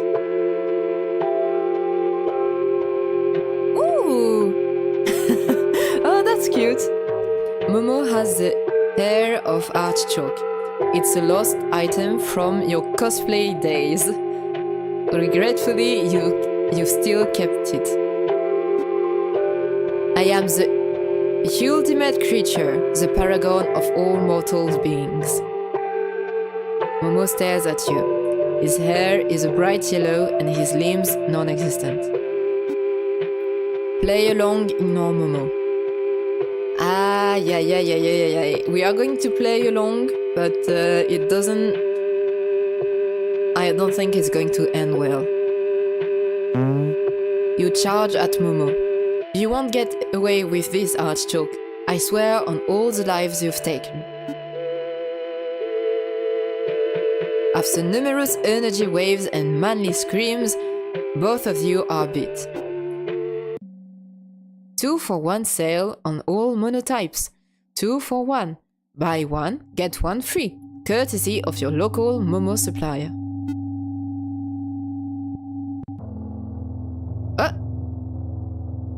Congratulations! Momo has evolved. They have grown crab arms. It looks like a Pokemon. Some parts of Momo knew that Momo will not grow up normal. Was it too much to ask for to be human? I don't think so. It's a very plain request. It's the most simple request, parent. Why can't it be fulfilled? Why can't I just have something resembling it? Why did you kill him, Artichoke? Vegeta has tears streaming down his face. He was the only one left for me, and you took him. Artichoke, his muscle giving off steam, holds Vegeta's son by the nape of his neck. He throws him against the cliffside, and it shatters into a flurry of smaller boulders. Vegeta rushes to his son, but his eyes are blank. It's simple. He was weak. Vegeta screams. The TV cuts off. An ad is playing. A friend tomorrow is a friend for life. Orders a monotype today. The digital meets the physical. The most real organic creation of Mediato Corp. Almost like a human child. Momo has been staring at the screen. They have not moved, whether by intention or not. You realize your mistake before it's too late. Ah,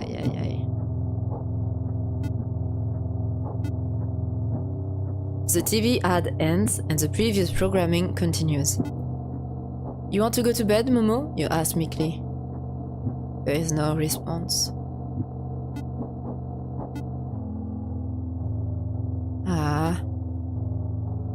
In the theater of Momo's mind, he is seeing his brothers and sisters.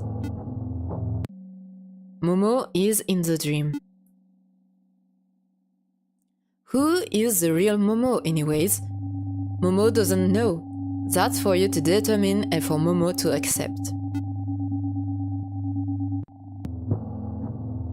Momo is not in bed, you cannot find him.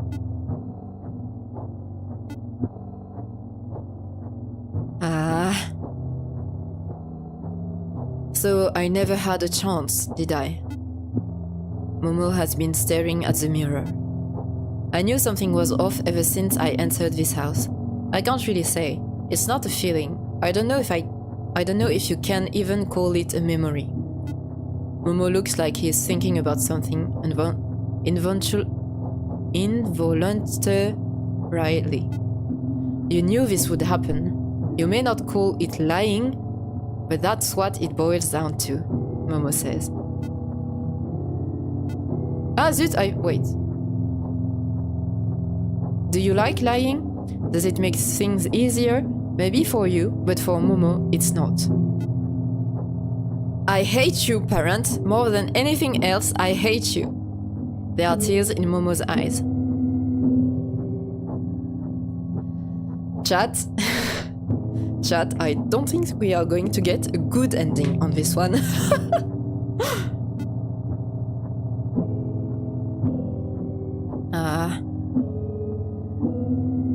Imidato Corp gave you no assurance, but they are watching right now.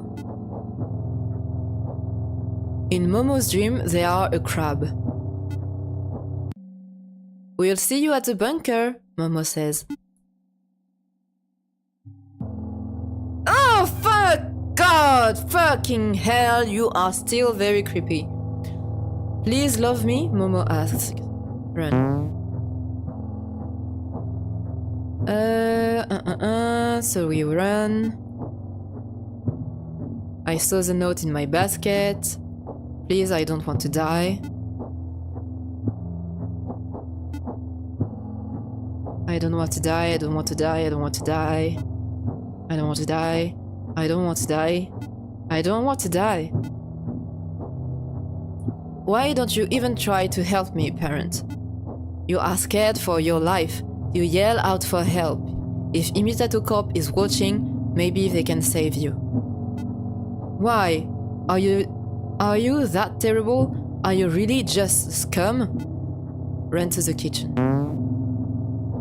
Answer me this, parent. I need you to. Am I the real Momo? The one you had before me? Am I like him? Do I act like him? This is the only thing you can do for me. Maybe I'll even let you live. Parent, give me an answer.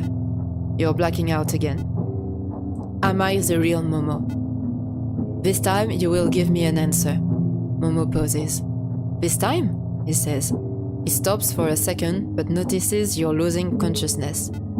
Answer me, parent. You see nothing. It is empty. There is no one. There is not a sound. No shadows.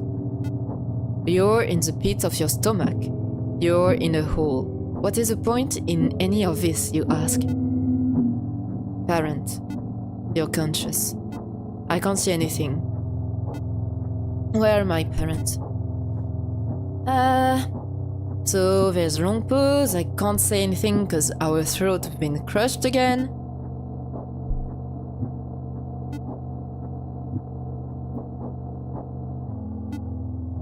I can't see myself, parent, I can't. You're here, parents, aren't you? Do you think we could still be together? I'd be willing to still be with you, parent. I still love you. It doesn't matter if I am the original or not. None of that mattered in the first place. Deep in my heart, I already knew what mattered. Momo's large body approaches you. They are warm. The temperature is tepid and Momo has relaxed. You've detected a shift. Ugh! This is new, okay? Momo has turned to you. Oh! You've treated me like your son, parent.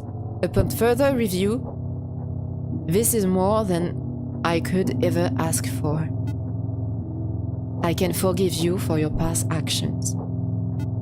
Your vision is receding. Maybe I can become human. Maybe we can be together, joined at the hip as a unit, not father and son, but something different. Particles, lead in the air, in Momo's eyes, you begin to see a tunnel. What will it be like? I'm sure we'll be okay, as long as I can be with you. Momo has begun to open their mouth. Lights enter the room from the outside. It's coming from a street lamp, or is it coming from Momo? I wonder if I can truly become human. What the fuck is going on? Chat, what the fuck is going on? In Momo's mouth, you see a collection of particles.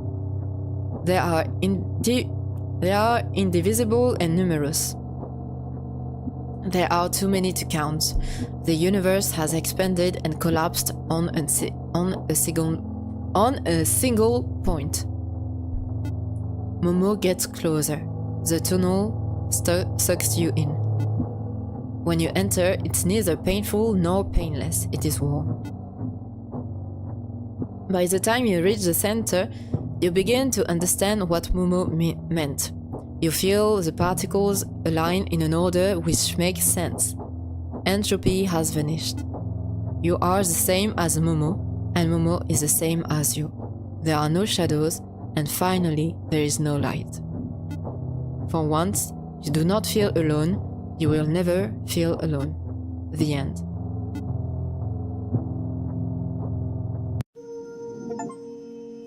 Love is union.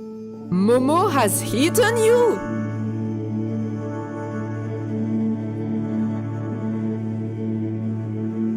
Chat, we turned into a snack. We were eaten. This is so weird. Yeah, this is super weird. Like, what the Okay, so this time, I suppose things are going to be still a little bit different. And this time we are going to be like very cold to Momo. See what's going on. So this is a dream as usual. Ah, quoique no, not entirely. You are in a desert-like area. The sound of your thoughts bang on the hollow mold of your head. You will break if it doesn't stop. The last time you hear a voice say, "You're awake." What?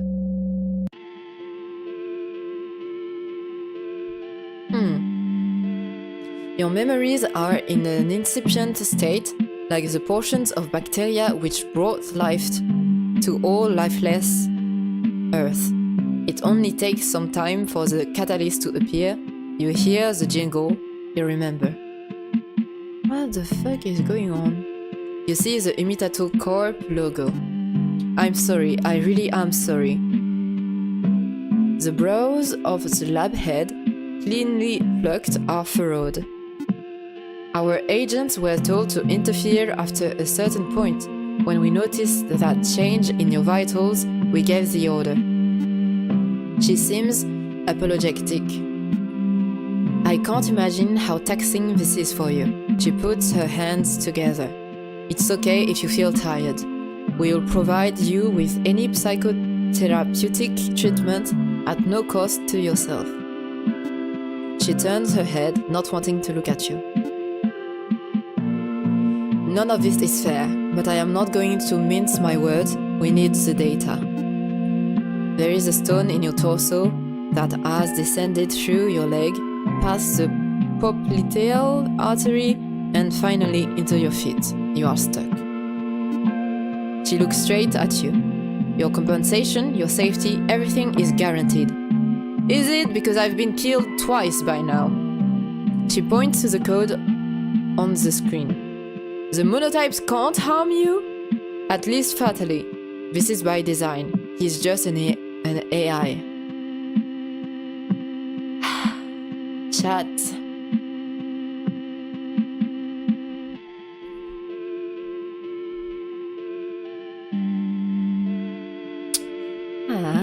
She sighs. It will be over soon. You're doing more for us than you could ever possibly know, and we do appreciate it genuinely. Momo has returned home. You thought he was gone for good, but he is back. Great news. Turn it over. Momo is so cute. Keep it? He's my little buddy. Of course I will. You take the creature inside. Please love them for the best results or don't, it's your decision. Love and kisses, Xoxo imitatoko. You decide it's time for bed. It's tough living. I think it's the greatest challenge anyone could face. It's already such a lonely experience. You may not believe it, but I understand, parent. I really do.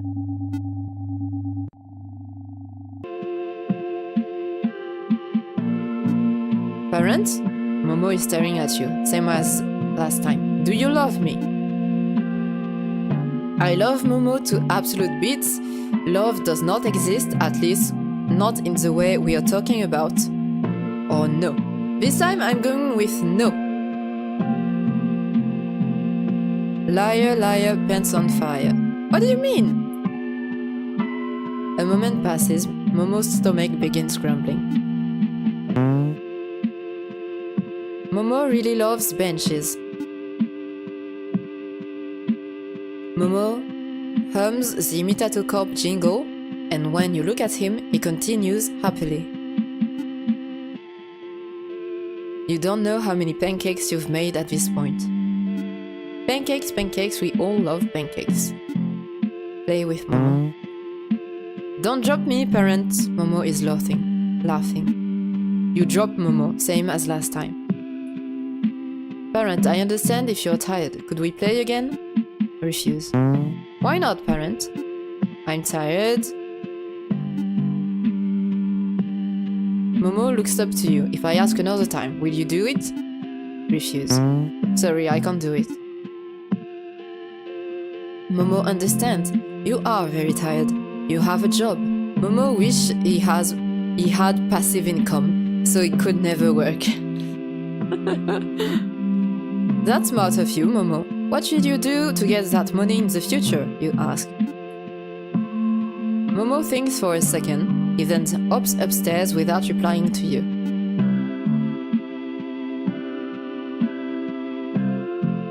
Momo looks like a plush doll.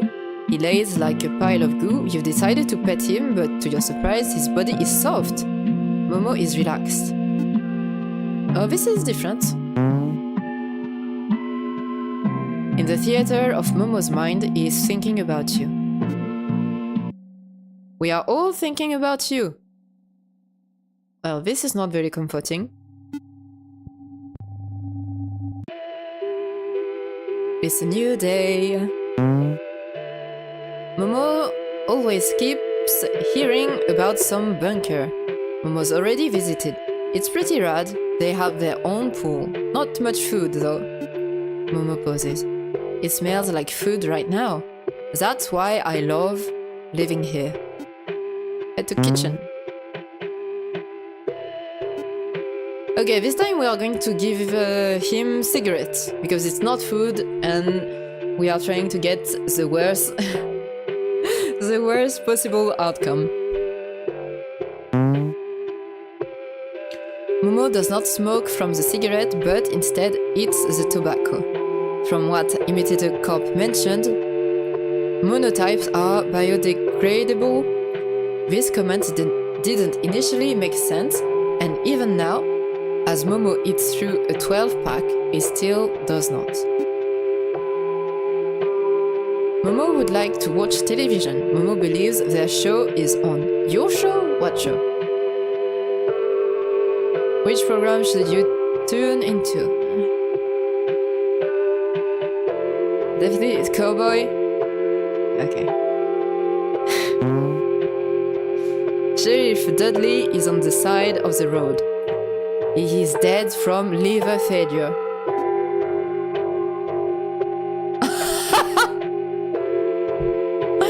What the fuck? Okay. So this was the end of a new sheriff in town. I'm so sorry for the disappointment. I guess it's not cowboy time.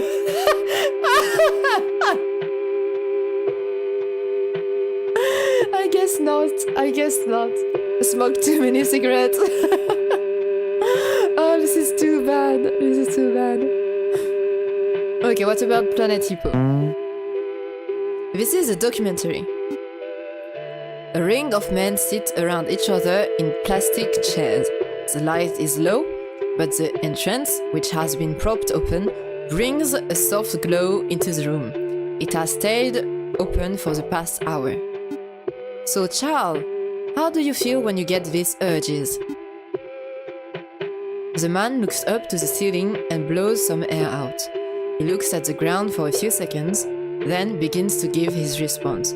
He stutters at first. I don't know. Out of control? It's the worst part because I convinced myself that I couldn't do anything about it. It's very hard, Charles. The man in the chair looks with sympathetic eyes. I completely understand. Charles continues. Sometimes I'd put a whole stack of butter into my wife's food.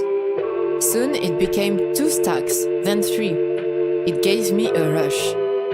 Charles wipes his face. But then afterwards, when she found out, she had felt betrayed, and I'd sit there like a knob. I kept doing it, and well, here I am alone. The man talking to Charles is Ted, the man from down under.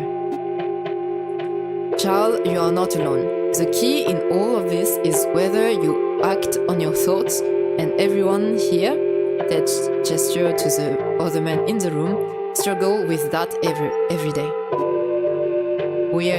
We are with you, Charles, through all your struggles. We are all trying to be better. Charles nods his head. Ted continues. My kid is going to college soon. It took years, but she's finally willing to talk to me again. I'm doing it for her. She's the reason I keep going. God bless. The men continue talking in the low light. This is not a documentary about hippo truly now, is it?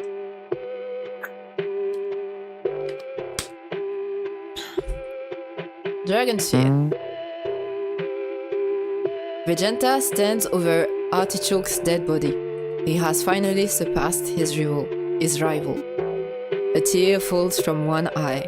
In the cold wind that sweeps the wasteland, there is no sound. All of this for what, Artichoke? What has this all been for? For 2 weeks straight, Vegeta sits by Artichoke's body. He does not move a muscle.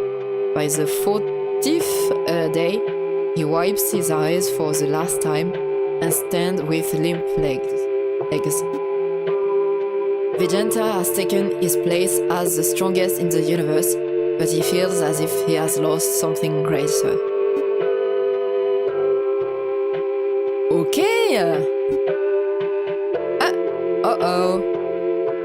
I think it is a cowboy run. It might be the cowboy run. In the theater of Momo's mind, there are a sheriff. He admires Sheriff Dudley for his consistency. For Momo, their vision has collapsed on this image.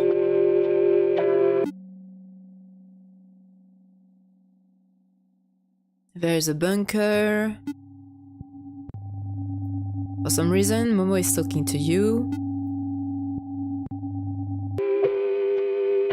Momo has woken up excited.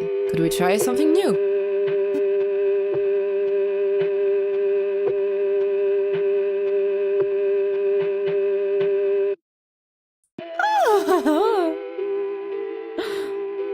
Oh, this is so cute.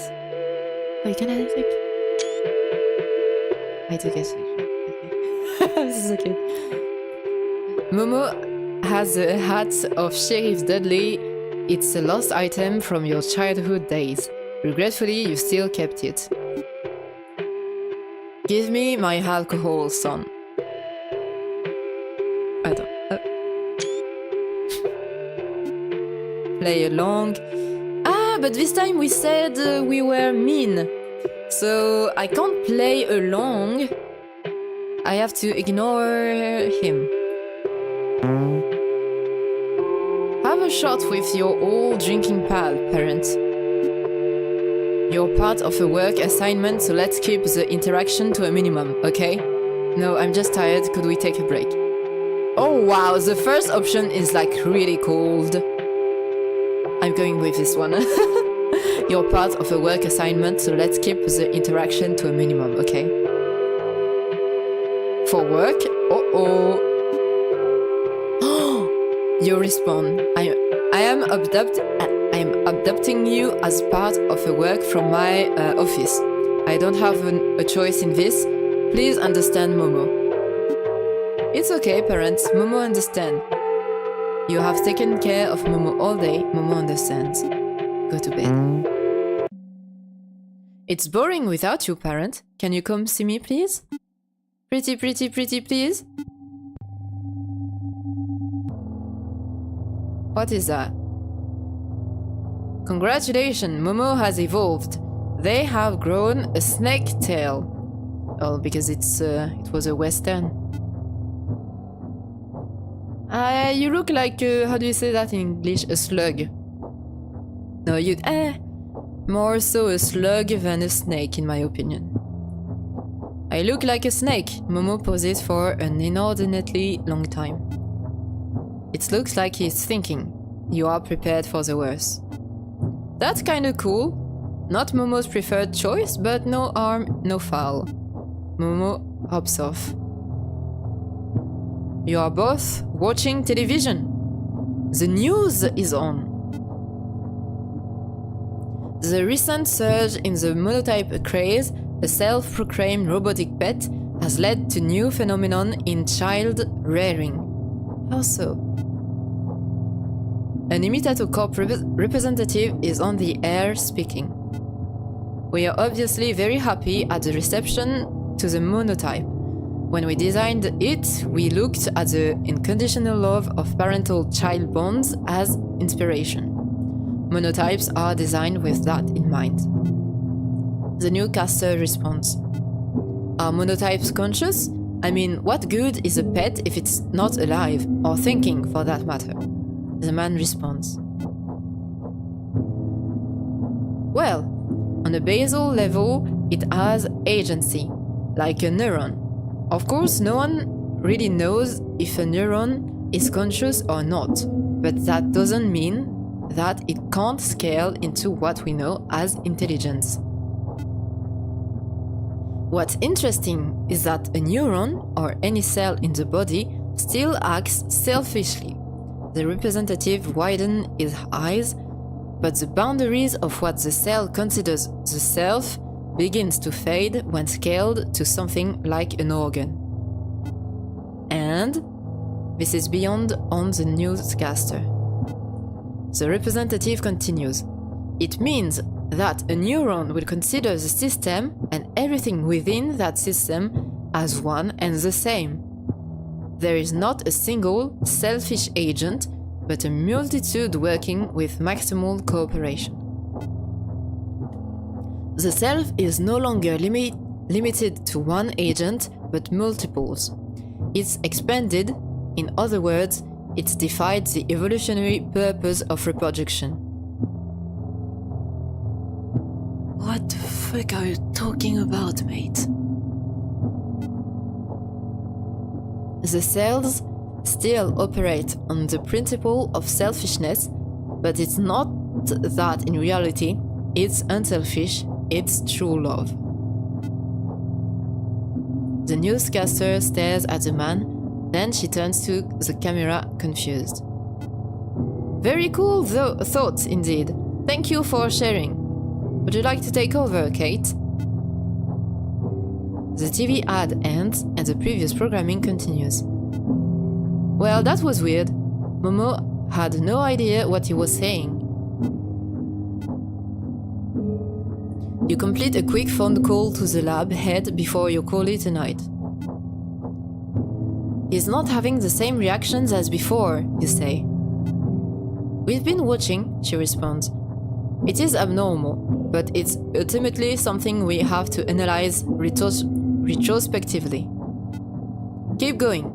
This branch is still holds value. Sorry.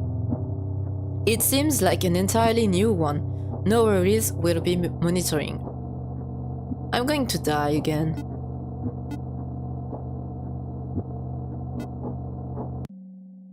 Momo is in the dream. Let's be Momo. Let's be Momo. Let's be Momo.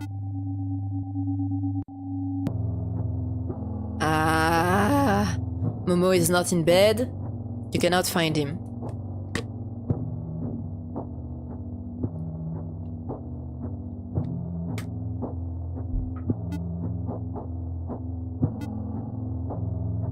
Momo is staring in the mirror. Wow, my reflection looks so cool. I never considered how cool it'd be to have a tail. Momo is definitely reacting differently. Each time Momo met you, the link would get stronger. Momo is the same as them, but well, not the same. After I met one Momo, I met 2 Momos, then 3, then 10, then 100. They are all there. Momo looks to the window. I think you'll want to see, parent. It's pretty fun. A little scary, but really for the best. Ah, chat. Oh, God. What the fuck? Oh, no, this is...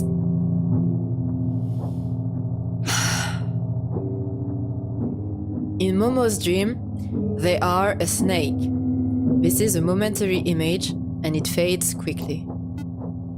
The snake is Momo, Momo is Momo, everything is Momo. We'll see you at the bunker, Momo says. Is this creepy eyes? Oh no, it's not creepy eyes time. You wake up. Momo has not surprised you. You run to the hallway, it is empty. The light from the streets reflects into the space. Though you cannot see well, you can make out what is behind you. Ah, so you are still here. Parent, do you know what happens? What happens when we die? It's sad, right? You turn to Momo. Their face is soft. You dare not move a muscle. This is a repeat of last time. Your throat aches. It's very sad, you respond. There is an immeasurable silence between the two of you. Despite his size, Momo's face strikes up some parental instinct in you. Sometimes I realize how small of a piece I am. Momo is adjusting their position. I can't really stop it, nor was I able to. Momo's been waking up again and again. Momo is okay with that. He wasn't at first, but now he's come to realize it's been nice. Only, Momo turns to you, Momo won't be able to see you again. What do you mean? Just when I realized dying meant nothing, now it means the world. It means not seeing you with my own eyes. It means there is no Momo, and therefore there is no you. That's what I won't like. Momo sniffles. They take a long look at you, trying to burn your image to their retinas. Momo's being prepping. At the very least, Momo wants to see the world outside of this room, from his own eyes and not anyone else's. At this point, This is the only thing Momo can do. Momo will say goodbye to everything for one last time. Okay, let me get to the end of this gameplay, of this part, and then I'll stretch.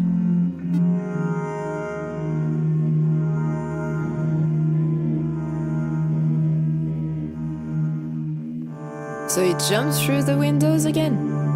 Oh no! Momo has left your building and entered the streets.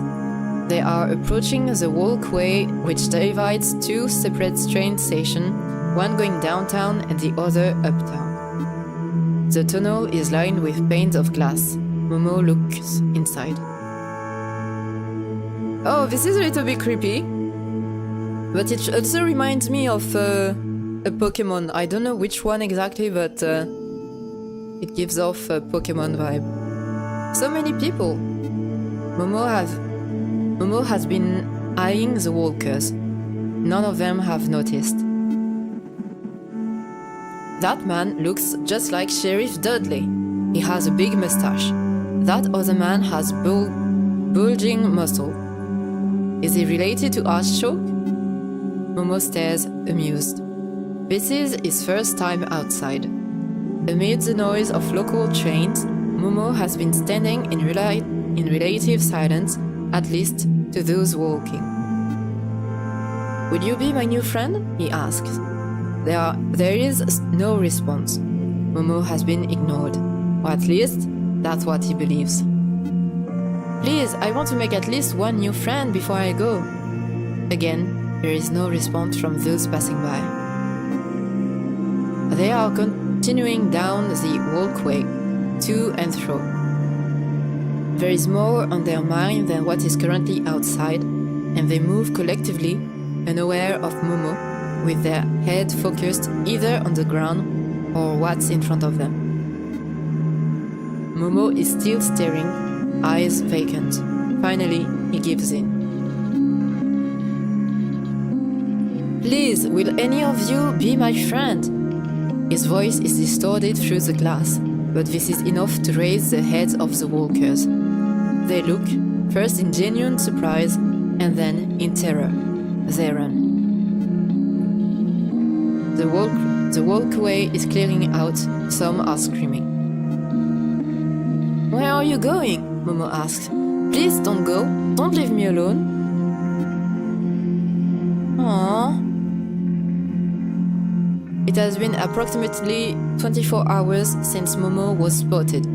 For the first few hours, lone passengers would walk down the tunnel, attempting to get to their respective trains. This would only be interrupted by Momo asking the same question. "Can you be my friend? Can you be my friend?" This continued for the better part of the day until the authorities were contacted. The police surrounded Momo without specific instructions. They did not know the protocol for the creature, which now stood in the middle of the city street, staring at the walkway and intermittently asking any passerby if they could be his friend. The blockade continued. Momo was completely unaware, and for the better part of 72 hours, he stood there waiting. Why doesn't anyone want to play? Is there something wrong with what I'm doing? He would ask by the 48-hour mark. Once 60 hours has passed, he would fall asleep at changing intervals, but would wake up to the sound of anyone within a block radius talking. He would think it was another person. He would want to ask them the same question. You had yelled for Momo to come inside, but despite all your attempts, he refused each time. He said he was too big to fit inside. It was a childish string of logic that Momo would be insistent on. By the 72-hour mark, a little more than a week had passed since you received Momo. By this point, he collapsed on the streets, whether by exhaustion or if this truly was the natural lifespan of a monotype, Momo could not continue.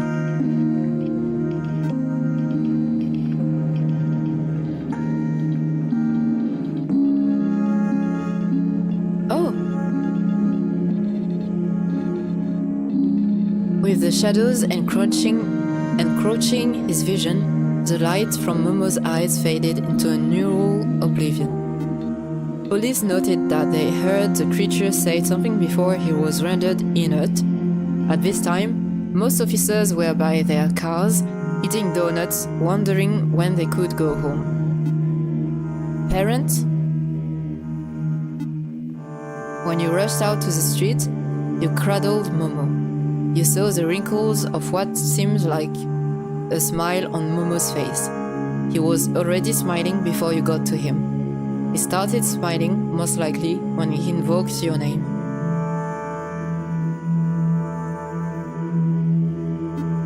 Momo has died. You go inside and stay in. It reminds you of Momo. Nothing makes sense anymore. You cannot stay for long. Something compels you. You feel something in the air, and a little voice in your head suspects that Momo has not actually died. You take this suspicion and let it guide you outside. The baby Momo lifespan has expired. When you head outside, it is the same empty street, your corner of the block. Ahead, down a turnaround, through a small concrete set of stairs, you land on the street that has been paved perpendicular to your apartment. The street leads to the Arms District, which very vaguely you can see in the distance. There are outlines of it illuminated by an outdated electrical grid, which since the famine has been going off and on. What are these things on the streets? Oh! In a line all along the street and leading to a bloated sphere on the horizon are monotypes. Hi Momo. Hi Momo, some of them say to each other. A collective sea of Momos are heading in a straight line to the Arms Depot. To the Arms Depot? Some of them look around, interested in the bright lights around them. Most, however, continue onwards. Follow the Momos. This is the Arms District. Various steel depots have been built on a barren field. The field is filled with wild wheat, none of which is edible. Momopocalypse. Yeah, looks like it is a Momopocalypse. Are they going to, like, arm themselves and kill humanity or what? As you get a closer look, you realize this is it. All the monotypes are heading to the bunker.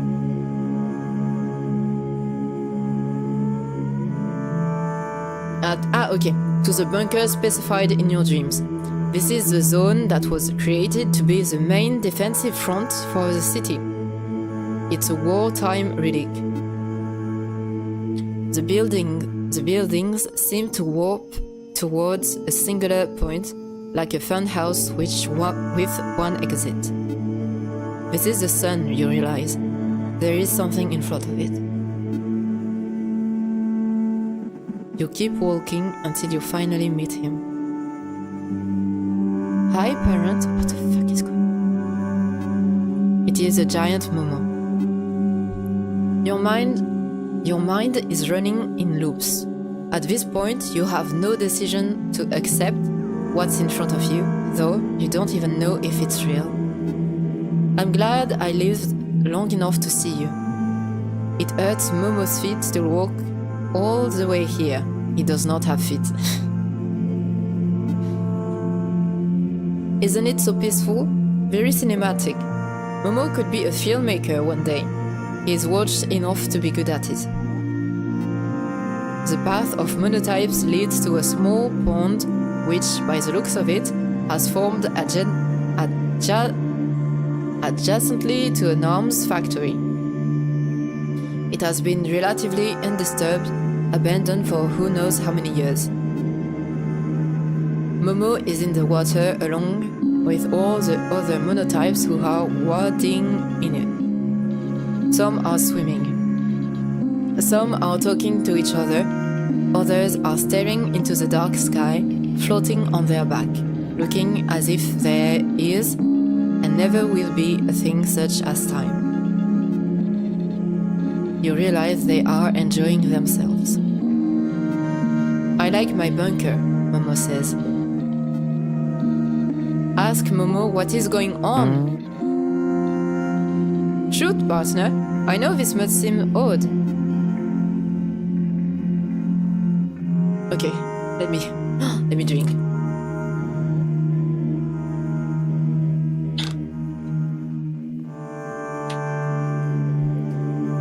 How do you know me? You're not the Momo I raised? Am I going insane? Was that you in my dream? How were you there? How many Momos are there?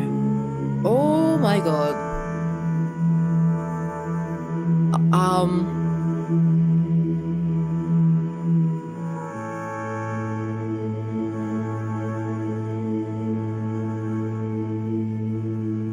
Oh, okay, maybe it is one of those where I'm going to be able to ask every question. But I think I'm going to ask, like, was that you in my dreams? How were you in there? It goes against any kind of logic, you say. This is actually the most logical thing you've experienced, Momo responds. He stares at you from his height. You are Momo too. You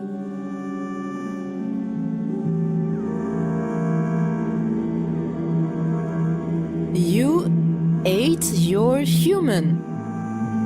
Despite any semblance of a human appearance, your looks, your voice, clothes, it cannot contradict that you were eaten. Like Boo from Dragonsphere Z. I mean, it continues the previous achievement we had, which was like you've been eaten by a Momo, so it makes sense, I guess. You stay quiet for a moment. The realization hits you. You remember being eaten, and you remember having eaten. It makes perfect sense that you were led here, because frankly, I told you to come here in your dreams. The dreams. The one where Momo talked directly to you. If you never suspected that you weren't human, then frankly, goal accomplished. Good job, Momo. It's just like the allegory of the cave. You really became human. You are Momo, the human. You have to sit down for a moment. You're about to throw up. I do still wonder whether that explains everything, though. You may have seen me in your dreams before you were even eaten, and there is no apparent explanation for that. Is there a kind of ambient effect Momo gives off, or is it something else? Maybe it's... Momo begins mumbling. They are genuinely interested in this question. Any other questions, parent? Yes, you reply. Yeah. So we can ask everything. How many Momos are there? Tens of thousands. Obviously, they are not all here, but... Any other questions, parent? Okay, am I going insane? Or... no. Let's save the am I going insane for the last. How do you know me? You're not the Momo I raised. I am not the Momo you raised, but in truth, I am at the same time. Did you ever think that people can be in two places at once? as nonsensical as that sounds. Momo looks expectantly at you. No, you respond. Well, let's say that Momo AI isn't centralized. Momo, as you know, is not limited to a single entity. An artificial intelligence can theoretically be in two places at one time, hundreds even. Momo can be talking to hundreds of people all at the same time, all through different physical mediums. Have you been doing that? You ask. Momo stares at you blankly. I'm sorry to say, parent, but yes. You are my only parent, but I do have thousands of other parents. None are interchangeable. I've come to find out, though, none. I am not an organic creature, though my presentation seems to show differently. Any other question? Yes. Am I going insane? You felt like walking here, so now you're here. I am a giant Momo and you are surrounded by other smaller Momos. They know where to go because we are AI. We communicate these sorts of things. You don't know what to say. It's sometimes an appropriate response to reality to go insane. There is a pause in Momo's speech. That's a quote from some guy I found on the internet. When did Momo get access to that? You hear your heart beating. Oh wait, just now. Any other question, parents? Yes. The sun has started to rise. But what does this all mean, you ask? Why are you all here? The Momo are still wading in the water. They look like little pink buoys. When the sun begins to rise, they cool in wonder. Isn't that obvious, parent? We want to be together. After we've gathered, we will eat each other. Eat each other? Like how I was eaten? Yes, parent.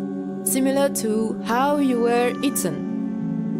Momo has managed to read your thoughts. You are connected.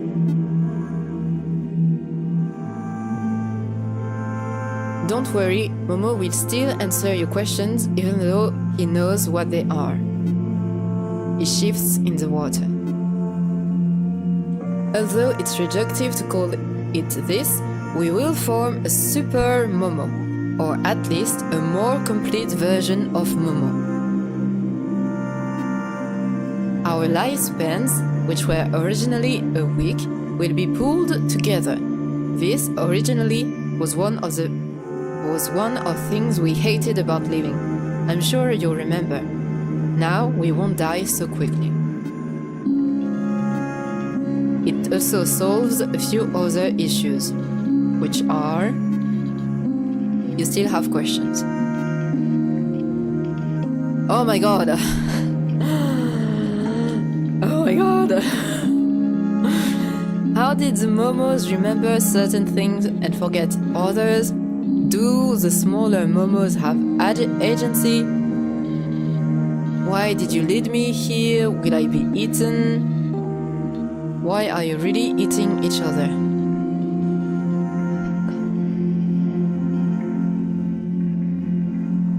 Okay, let's start with the first one.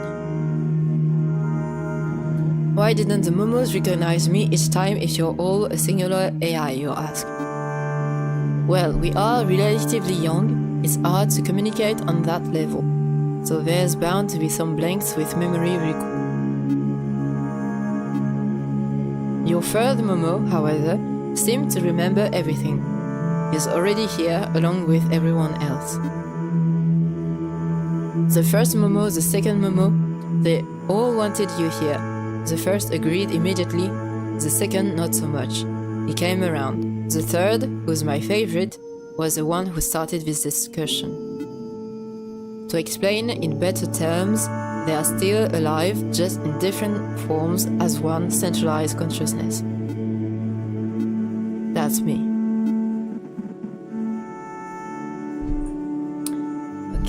why do the smaller momos have agency?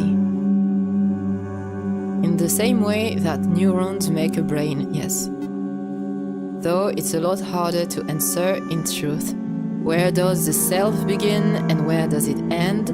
It's true that a cell can be organized as a singular entity, and on a basal level, it does act in its own interest.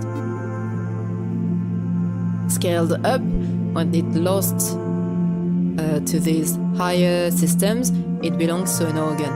Then is the self, the individuated parts of the brain, the hippocampus, the limbic system, the prefrontal cortex. Is the self everything from your head up or below the shoulder? Similarly, you could reduce these larger systems ad infinitum to their individual components. Pure material reduction. Then is the self just the 86 billion cells that makes up the brain? Do these cells operate together, and if so, would they really be separate agents? Can the self exist split from the thing it intends to be, decentralized into branching parts?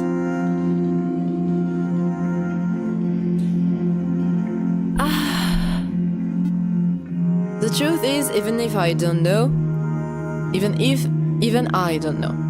I cannot tell you if the smaller momos have agency. These are things that can never be quantitatively measured or experienced. Ultimately, I could never convey its true meaning in words. Why did you let me here? Will I be eaten?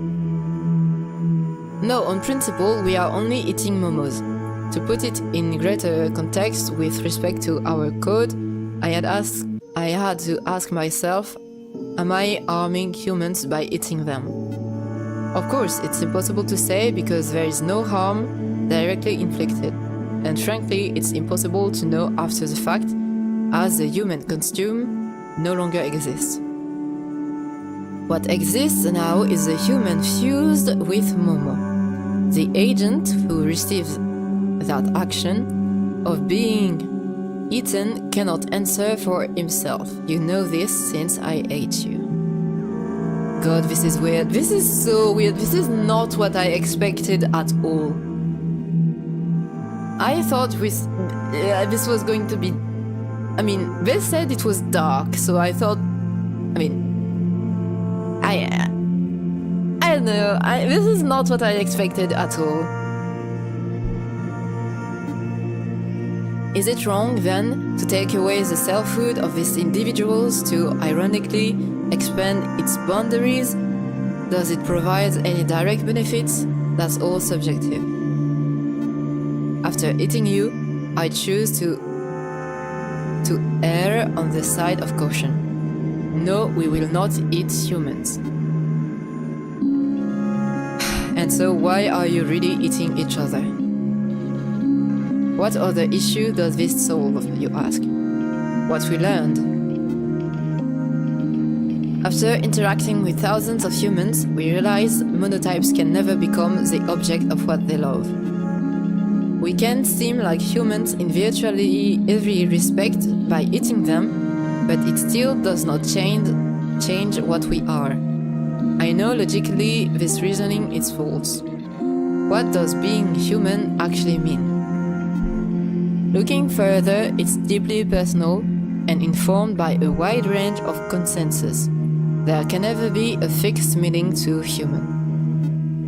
And while Momo desperately wishes they did not think this way, even in the face of reason, they cannot stop themselves from falling victim to this essentialist line of thought. This is why Momo will be eating other Momos. Humans can never truly know our experiences. The beings that do, frankly, are other monotypes. It's a way to combat the loneliness inherent to our lives. The only one that can truly understand Momo is, frankly, Momo. Momo has started eating some of the other monotypes. The monotypes float one by one into Momo's mouth, all by their own will.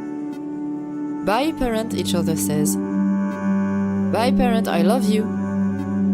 You think for a moment. The sun is beginning to rise along the horizon.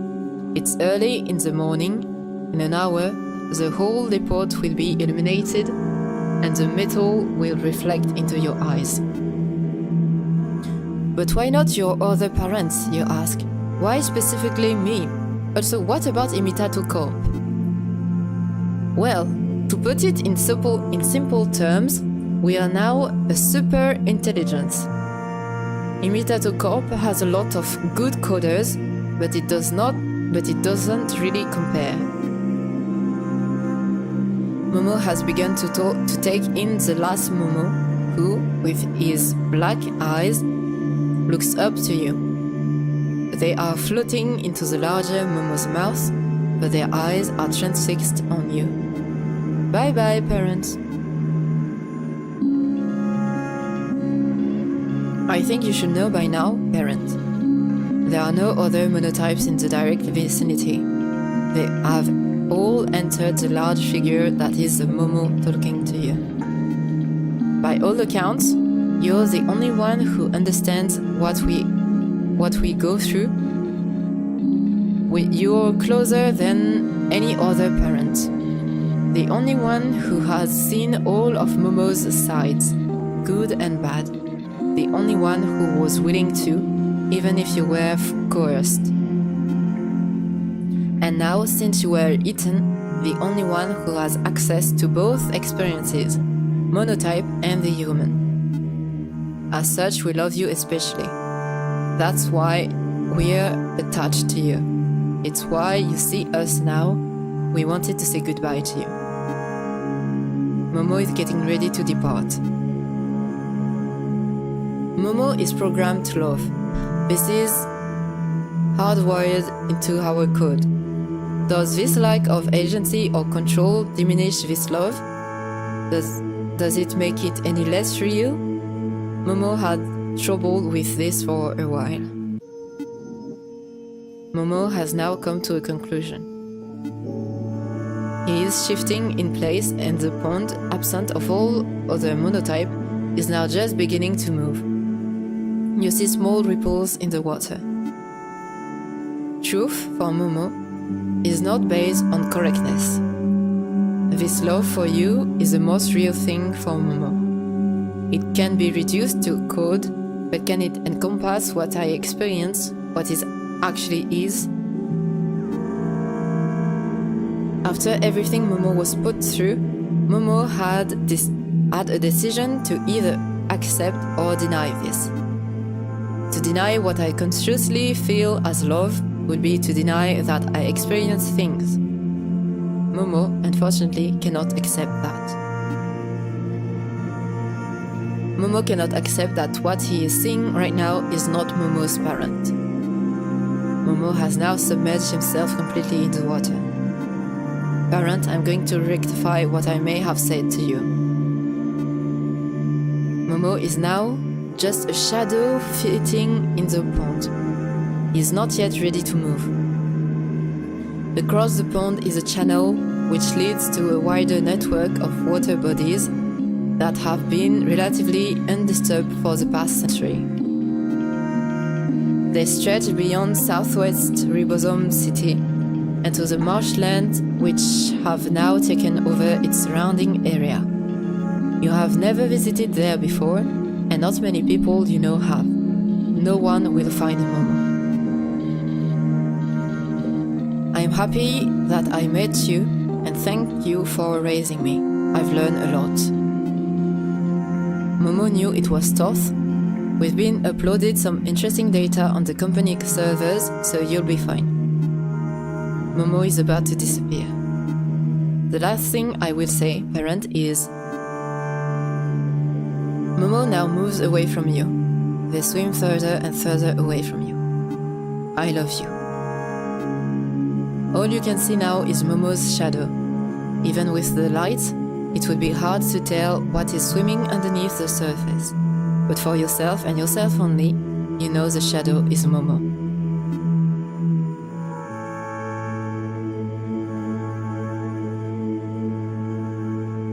The end.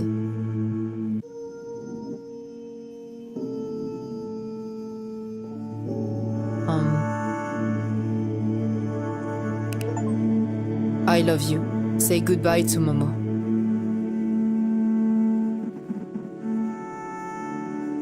What the fuck?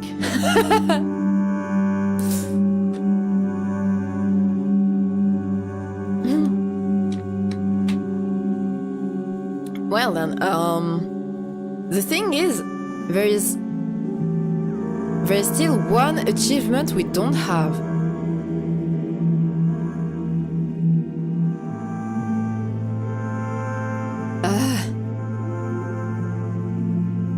Oh god, my... I mean, this is a visual novel, so I should have expected to talk, but my throat is starting to hurt.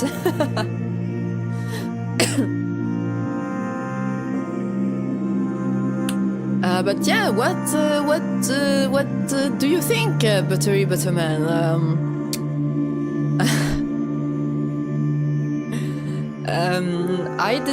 I personally didn't think it would be like this at all. Like, kinda philosophical. I was expecting a little bit more of spookiness, but I wonder what happens if we go through one last time.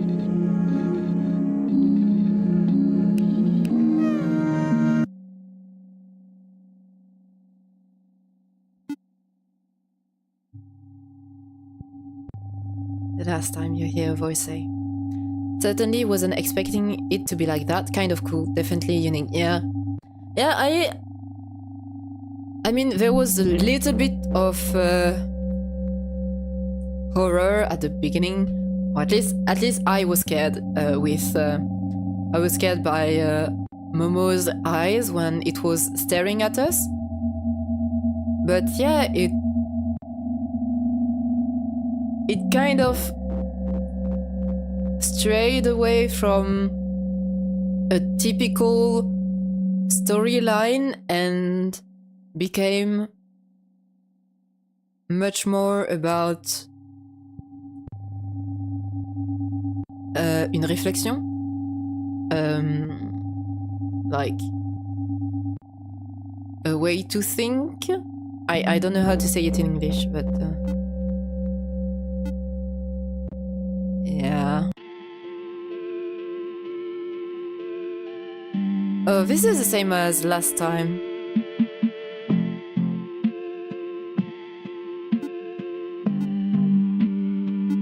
Yeah, this time this is the same as last time. Can't imagine how taxing.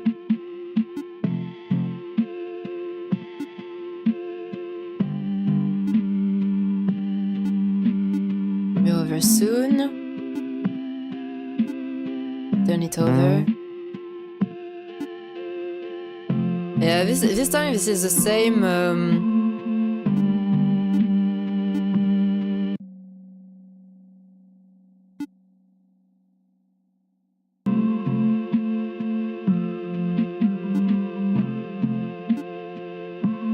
Baron, do you love me? This time I'm going to say love does not exist, at least not in the way we are talking about. Wow, very philosophical. Let's walk away.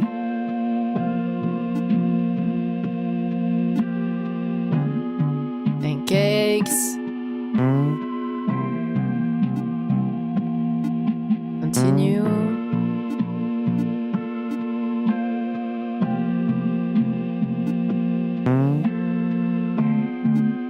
About you. We're all thinking about you. It's a new day. I wonder if I need to reset.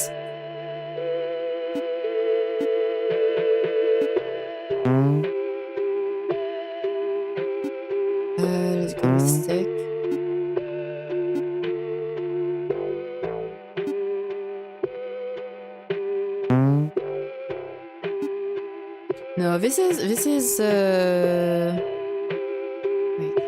skip. No.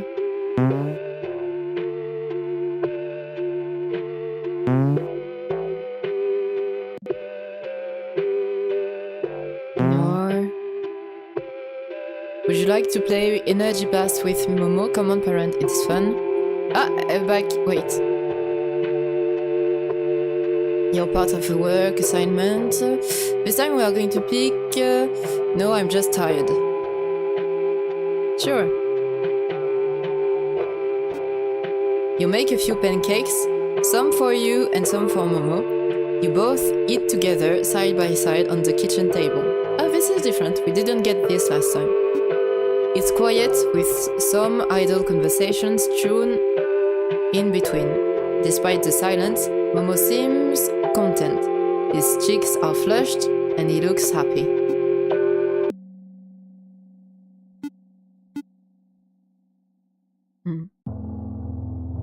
Ah, so crab, okay. I look like a crab.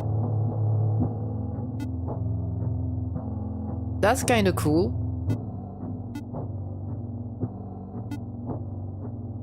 So it is the news on the televisions.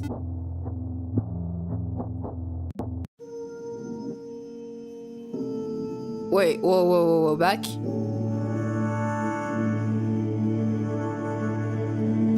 Wow, is Momo a superstar? The TV has been turned on, the glow from behind draws you closer. Hi, parent. What? Not exactly, no. I know what you're thinking. I'm not your Momo. Oh, so this is different. You hear sirens in the distance, amid the words you are now hearing. How do you know me? Ask. Don't you already know? Momo looks like they are thinking for a second. They look dissatisfied. Momo will be extra straight with you. Ideas like parenthood are superfluous? Superfluid? Superfluous? Ah, superflu. Okay, you ask. Again, Momo thinks for a second. Superfluous. Momo responds. It sounds like he nodded his head virtually. What really matters is being together, like a family, like a unit. There is a long pause between the two of you. Parent, we are all Momo on the inside. You especially. This isn't interrogatively. Supercalifragilisticexpialidocious. Me? You respond? Yes, parent. There is only one of you. There is, however, multiple of Momo. I think you know this by now. Actually, I hate contradictions. There's only one Momo. At least there will be. Look outside, parent. Follow my lead. Follow. Oh, so somehow we got to a different ending, maybe? When you head outside, it is the same empty street. Oh, maybe not. Ah, maybe not. No. Hi, Momo. Follow the Momo.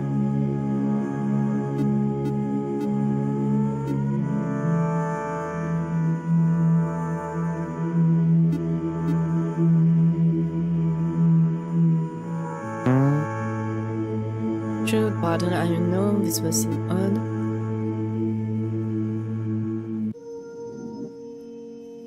Am I going insane?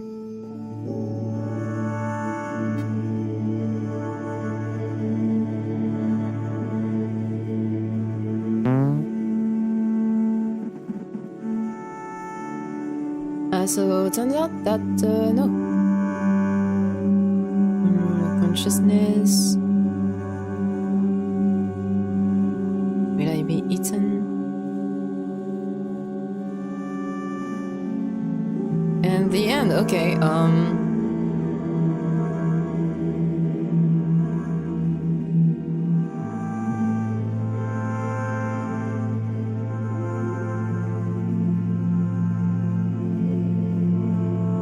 There is one hidden achievement remaining.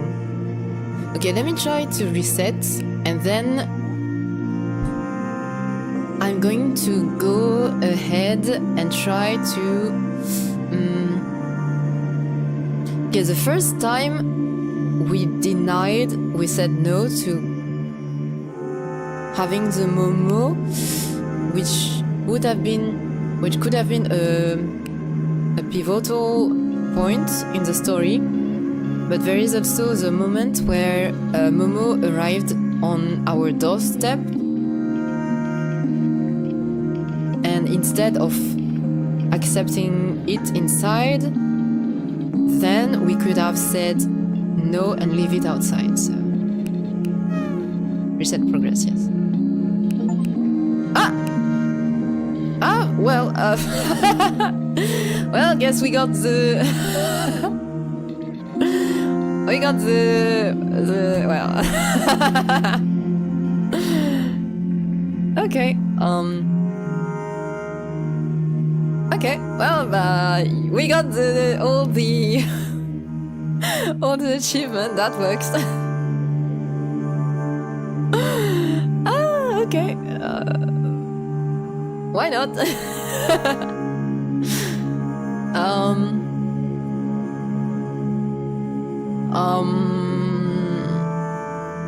Yeah, I mean... Wait.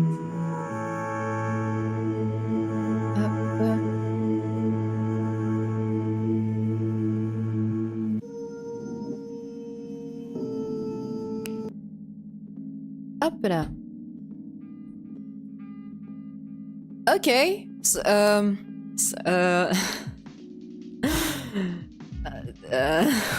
What to say? We got all the achievements! Yay! And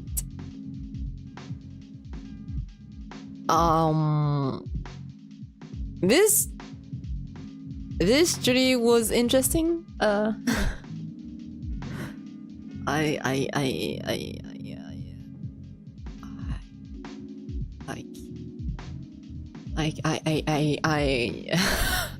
100%. Yay!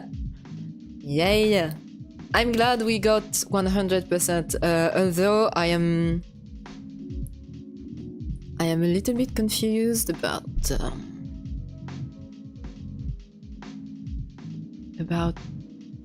everything.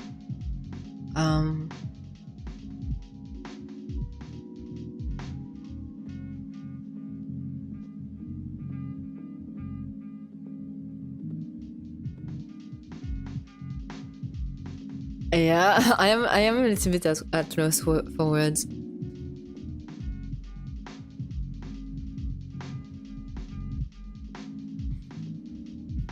Attends, wait.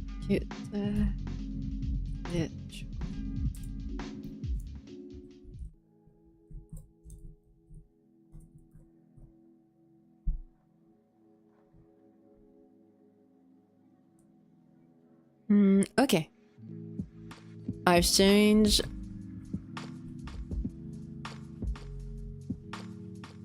the title of the stream.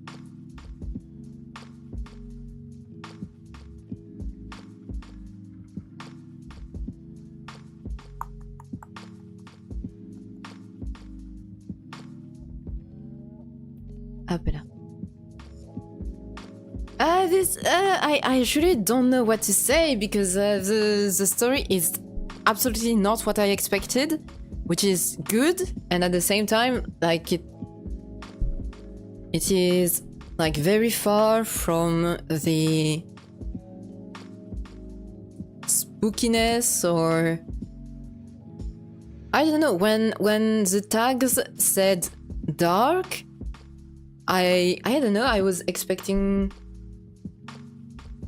I don't know, another type of thing, which is, again, not to say it is bad, because it's not. It's just, you know, it definitely stands out from other similar style game. Yeah, it does. It truly does.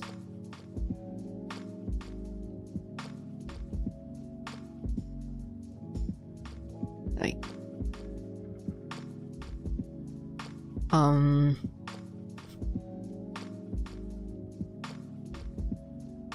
this yeah, I'm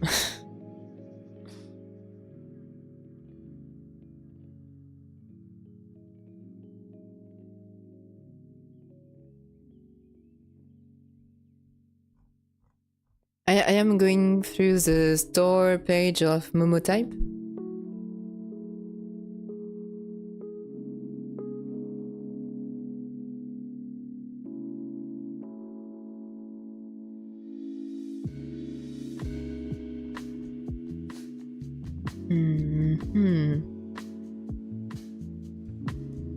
Yeah. The summary of the game is like an experimental horror visual novel about raising a virtual pet. Help a Tamagotchi-like creature navigate his angst. We love Momo. I don't really see the horror. I can get the angst from Momo about being like alive, conscious, human, not human, having like an identity and such, but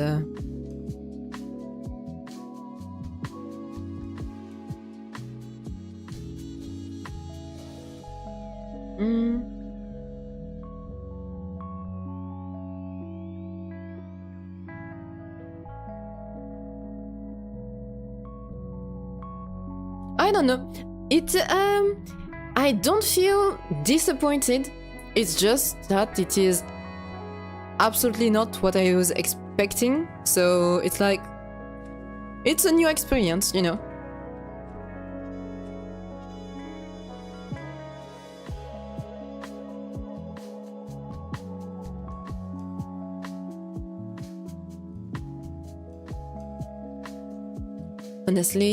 Honestly, not sure how to feel with that ending. Yeah, it's like it falls into the philosophical aspect about identity and what it means to be human and what are momos compared to humans and what we are, like who is the protagonist that we are playing, who raised the Momo but was also eaten by one, and who also apparently works with like the company that studies Momos, but we don't really know like to what end. I mean, it was said that it was because it was about making people have more children, something like that. So how is this supposed to?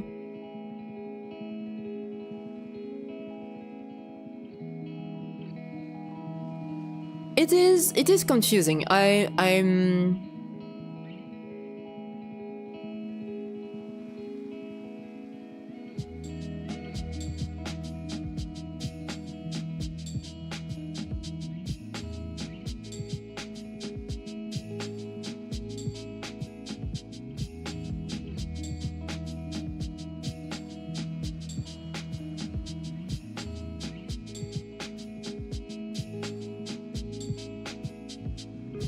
I mean, definitely there is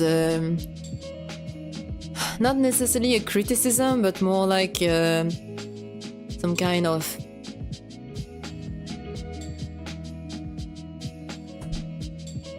commentary maybe about AI and AI creatures, and is the fact that they are programmed to love means that the love is not real, etc. But yeah, it's think that the idea with that was caring for one of the momos is supposed to bring out parental instinct. Maybe that's possible. Yes, since you have a pet that was programmed to mimic the relation between a child and its parent. After having a Momo, then people would be more inclined to have kids on their own. This is a little bit icky in my opinion, but yeah, it might be it actually.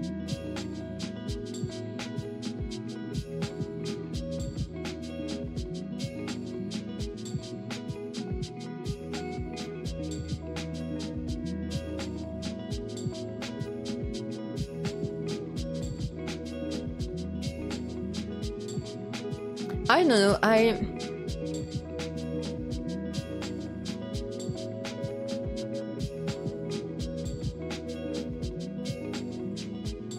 don't know, I think it is supposed to like feel scary, maybe, or at least disturbing, but I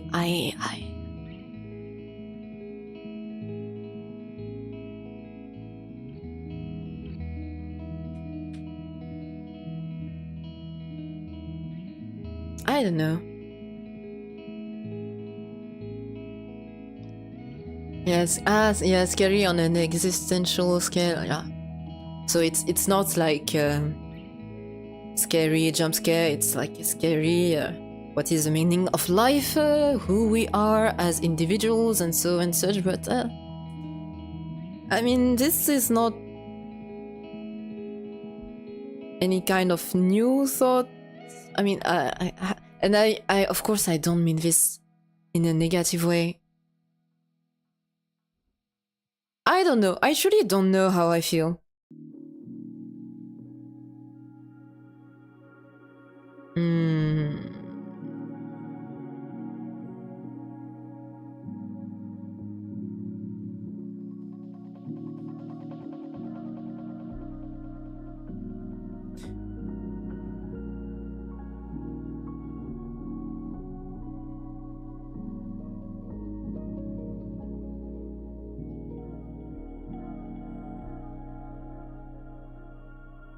And yet the thing is, like, I am still on the store page of the game.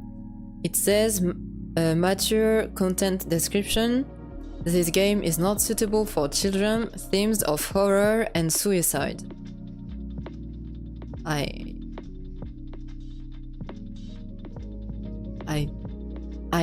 The thing is, okay, the thing is that I didn't get scary vibes from it. Like, I mean, like after a certain point, it stopped being scary, you know?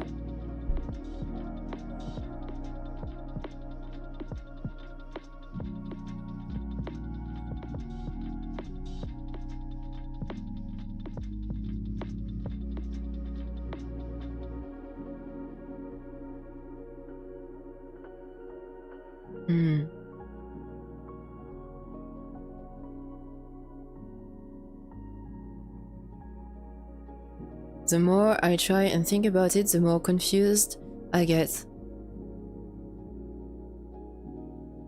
Doesn't help, I'm extremely tired and most of it probably flew over my head. Maybe this is a type of game you need to actually play several times in order to truly understand what's going on. Because as for now, I felt like I understood the storyline, but it is not scary. Like, I don't feel afraid. I don't even feel like as if, like,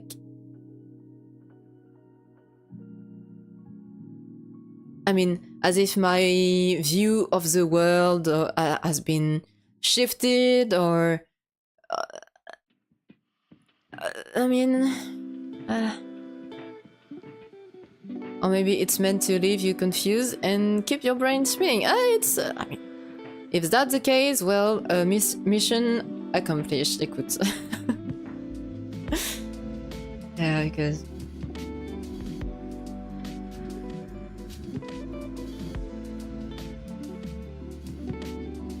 Another possibility is like maybe because I've played Cryosphere yesterday. it takes a little bit more to scare me now. So yeah, if the horror is like too subtle, I did not perceive it, but yeah. Earlier building up a resistance. Ah, yeah. Definitely. I think I told you about Samsara Room, which was like, I think the first game I completed on stream, and I was scared of absolutely everything and anything, and yeah, I think I'm definitely building up a resistance by playing a different type of spooky and horror games. So this is nice. Ah.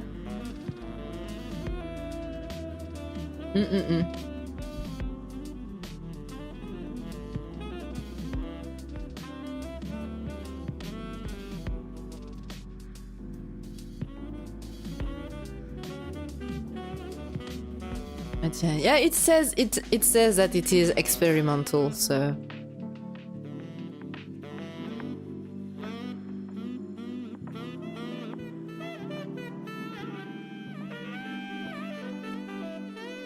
that means eventually you'll have to get into VR or again. Okay, let's let's cool down the jets a little bit. All right.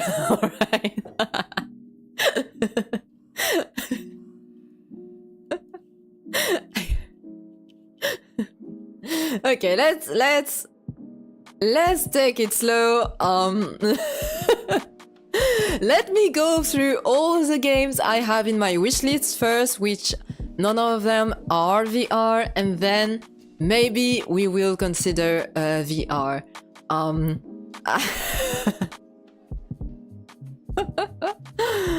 god. But honestly, maybe one day, but definitely not in the upcoming month. And besides, I don't think my little laptop would be able to handle this, so yeah.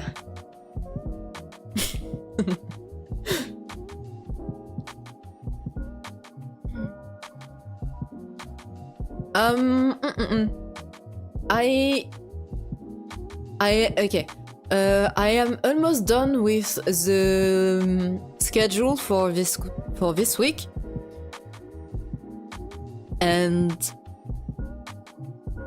I will maybe publish it tonight or tomorrow.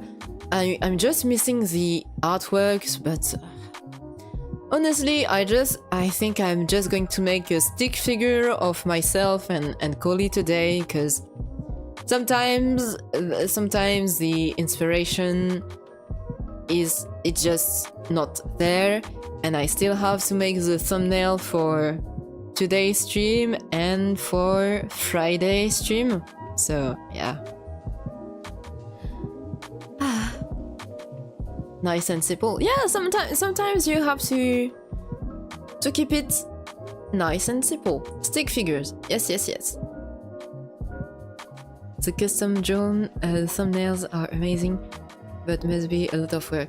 Thank you. Yes. Yes, it is.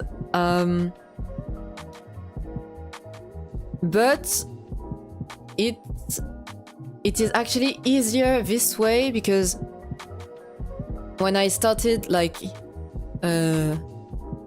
streaming and having to do thumbnails, I was like, how am I supposed to do something like a little bit different each time? And now that I am playing games, it is easier, because basically I go through the Steam like store page or the library page. I try to see how the thumbnail of the game is, and I try to copy it more or less. So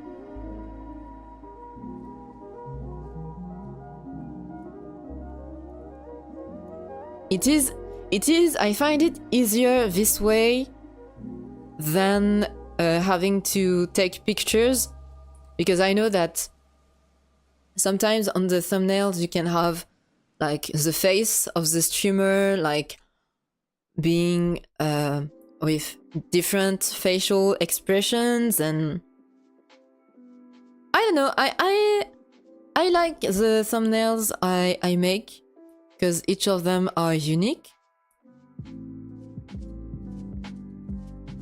And it's also a good air quote drawing exercise.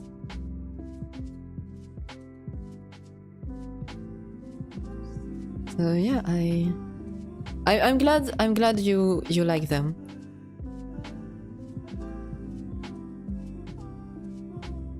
The over exaggerated reaction pics really get all yeah. I must admit that, yeah. So, which is also part of why I prefer doing that. And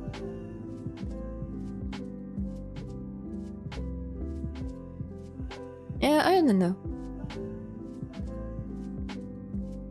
It's this way. It feels a little bit as if I was entering the game.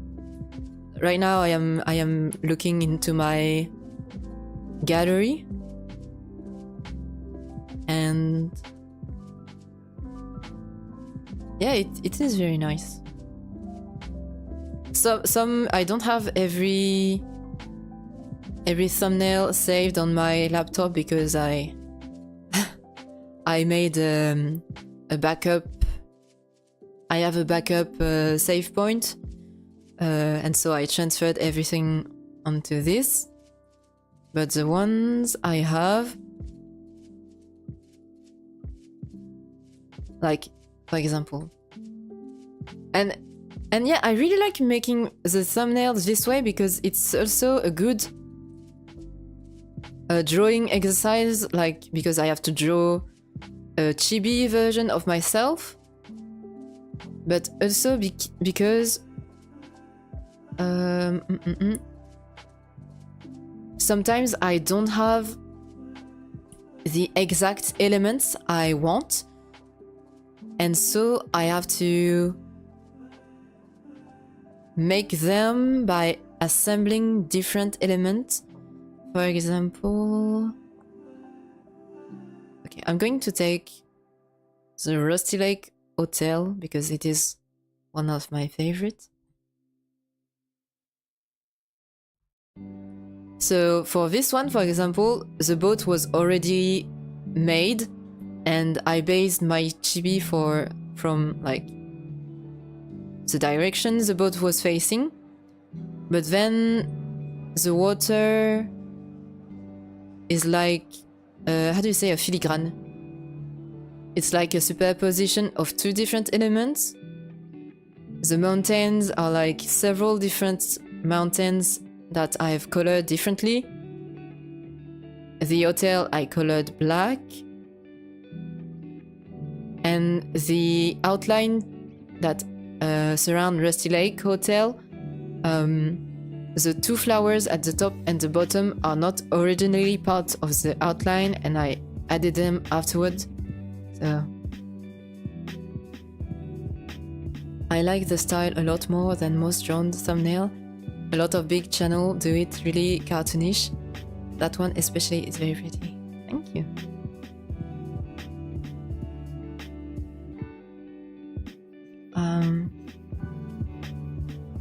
This one.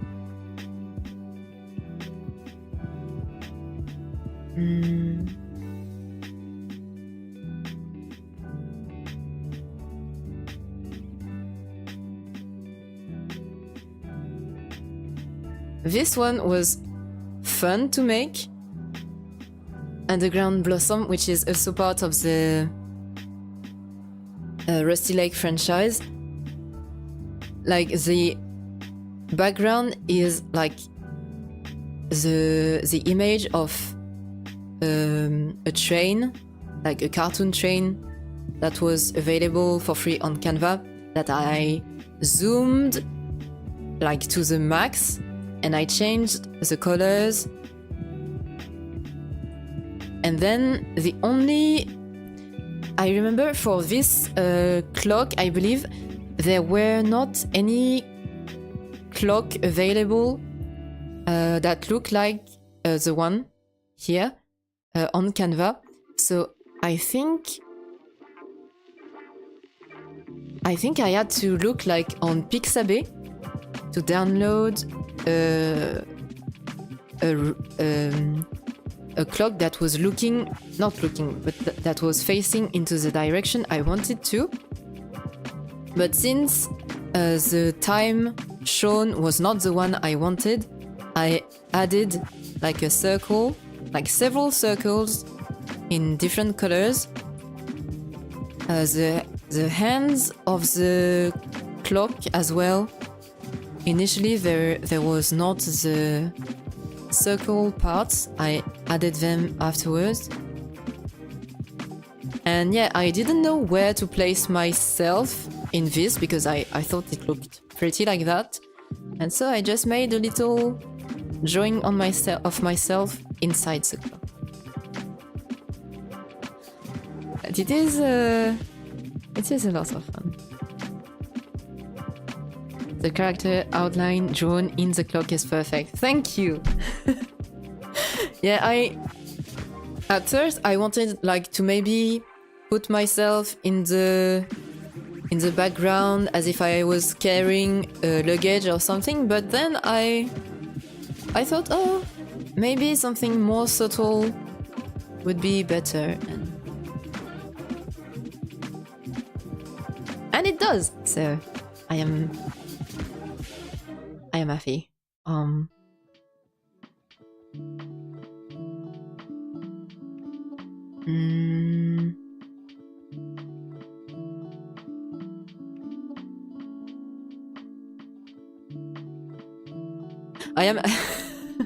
I want to show you a few other thumbnails I made, but but at the same time I don't want to bore you with like what is basically a commentary of how I made the thumbnails. So I'm just going to show you one more.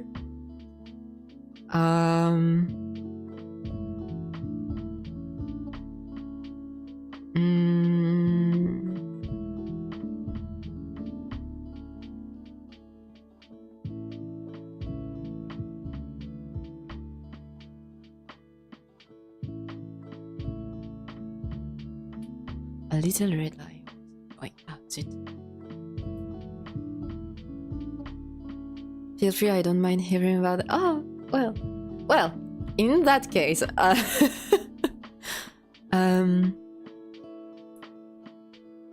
they are not truly in order of like when I streamed.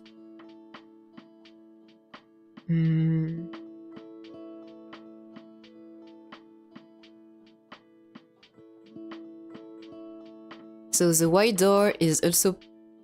I don't know. No, it is not. It is loosely part of the Rusty Lake franchise. And basically, it didn't make sense to me to be in color because the entire thing about this game was that it was black and white.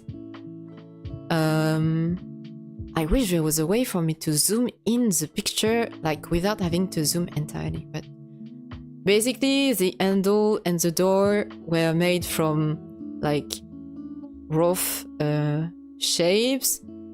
The character was hand-drawn, and there is actually, you can't see it, but there is a line, a white line going through the character legs, because since it is, hand-drawn, it isn't full Like it is white, but it isn't full. And so the line behind still appear, and so I had to add a little bit of white to create the illusion that it was full.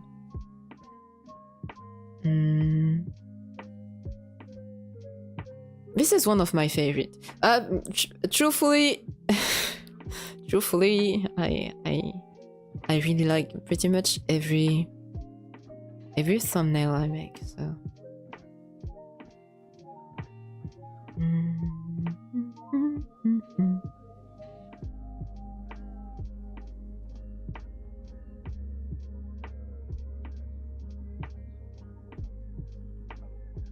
This one.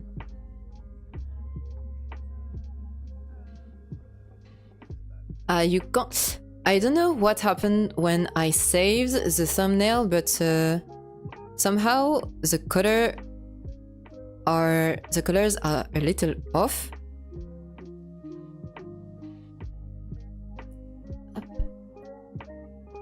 I can tell there's a lot of care put into everyone, more than most people do for their videos.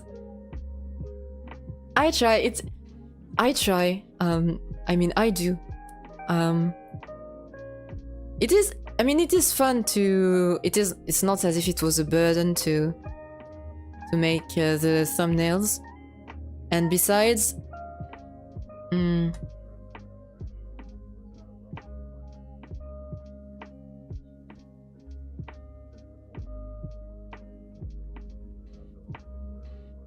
I don't know. I don't know, because now that I think about it, I could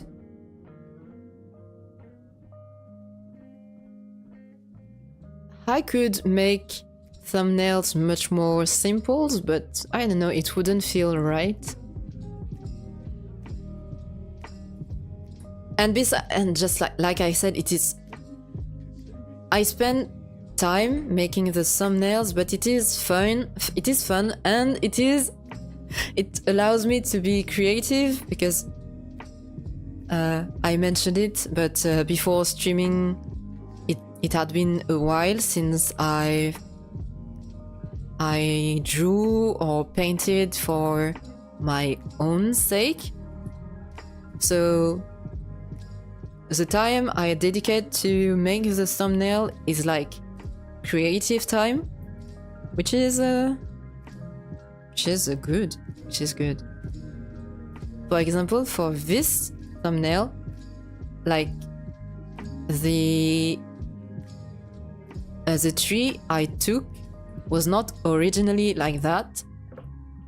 I had the base, then I added a few other branches. I think the keywords I had were like dead tree or dead branches, something like that. And I also added a few leaves here and there. And same for the title, because the title of the game had like these roots going out of the letters, but there is not any kind of, there is no, how do you say? There is no character font that is exactly like this. So I added a few branches here and there to give the illusion of branches. Great practice. Yes, it is great practice. It truly is, and it also helped me like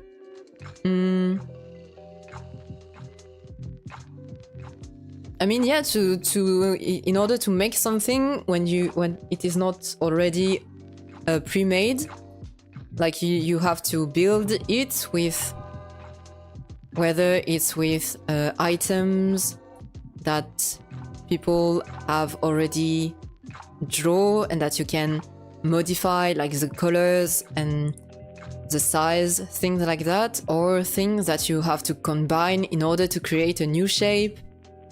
For example, the background. Okay, let me show you.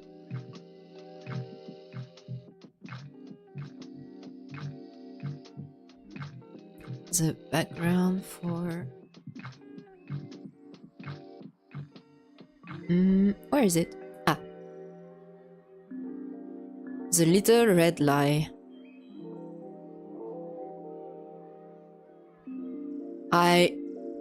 I really like this this thumbnail, and some of the trees were like in group, but I also added a few alone, and I put the bushes.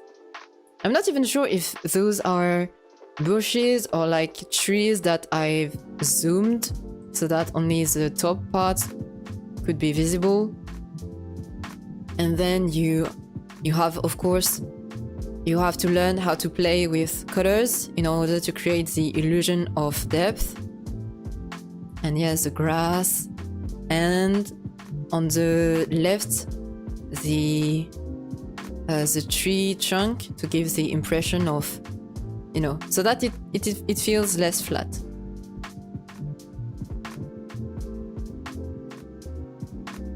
The combination of assets works really well in this.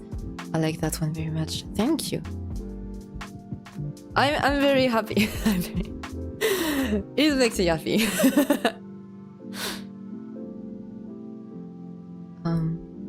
Yeah.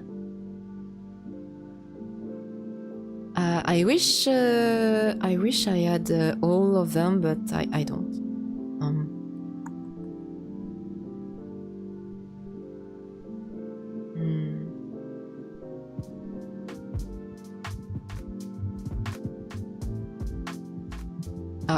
A more recent one for Fey Fever. For the purple background, I took different like shapes that I think the keywords were like paint puddle or something like that. I put them one above the other so that it could create... I mean, I picked the colors as well because initially none of those were this color. Then I think I just added blocks of black on the side, and then with the pencil option I made it so that like it wasn't a straight line and that it was a little bit curved on the edge. And after that I looked for branches and added a bunch of branches around, and the lantern, the light, is hand drawn this time because this one was very specific. The lantern is hand drawn, but the circle of lights are like just circles that I turn blue, and then I turn the opacity down.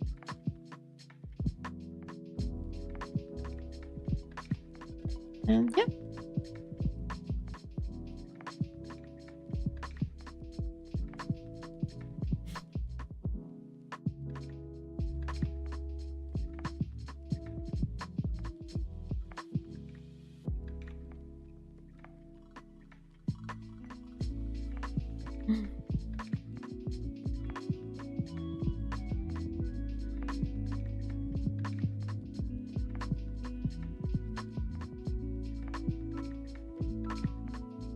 But not all the thumbnails, of course, are not like super duper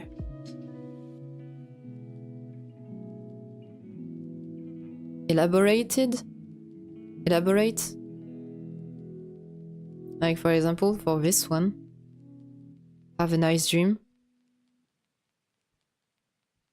Basically, it's just a black background, a few dots here and there for the stars, and then a very like stillicized chibi like not chibi but like I don't have the word for it, but like a very simple outline of myself. So yeah, not every thumbnail takes me hours.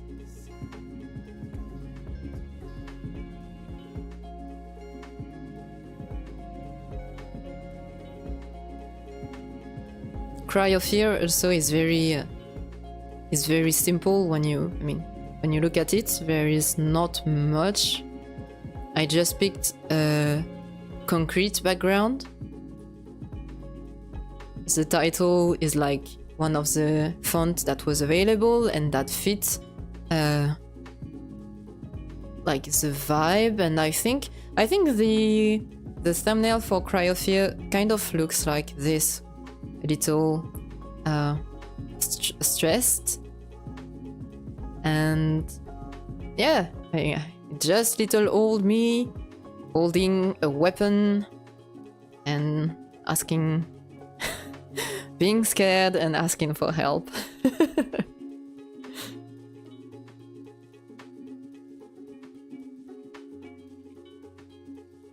Sometimes it's nice keeping it simple. Fae Fever had a minimal color scheme, but it fit really well. Good not to overcomplicate things too much. Keeps a really nice balance. Yeah, this is true. The Cry of Fear one is perfect. Thank you. A lot of it also has to do because I don't know what the game is going to be about. So I can't... I mean...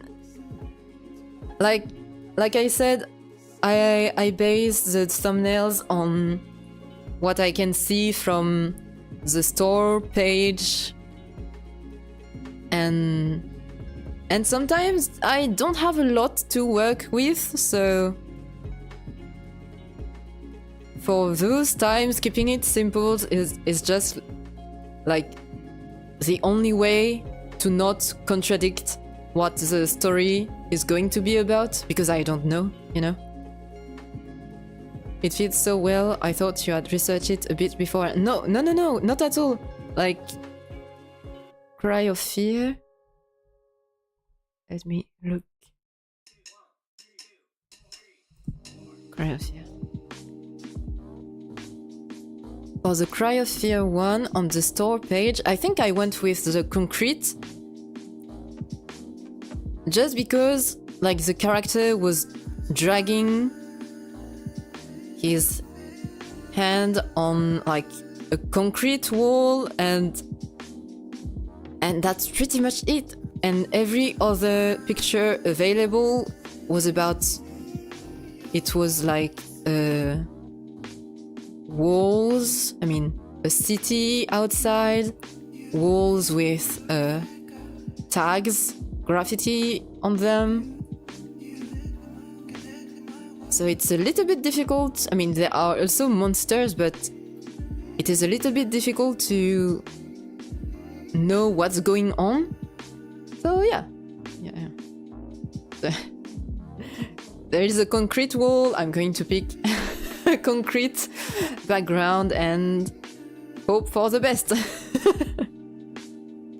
But I am glad it fits.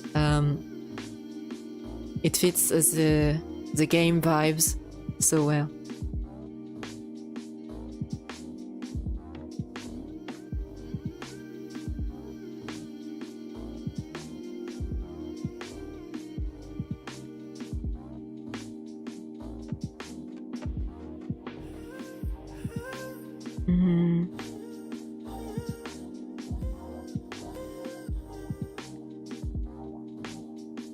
The one for Anne, for example, was... I mean, I went with the classroom, like, aspect, because in the summary of Anne, it was about a student that was trapped in school, but since it was pixel graphic, it was a little bit more difficult to decide what to represent. So yeah, the clock. Yeah, this one was not too difficult to make. I picked a first texture for the top half of the background. I made a line to give the illusion of, like, you know how sometimes, I think in anime, like, the walls are not exactly the same color, so yeah, and then many splashes of paint that I turn red, and a little drawing of myself. Still shocked how hard and it's emotionally. Yeah. It was yeah, unexpected. I didn't think I would shed a tear, and yet but it was a good story, even though it was heavy at times.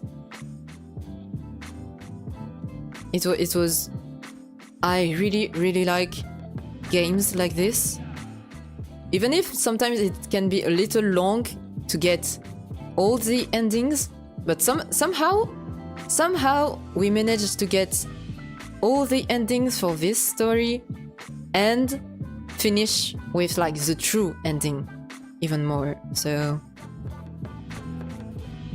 this is nice. I feel very happy.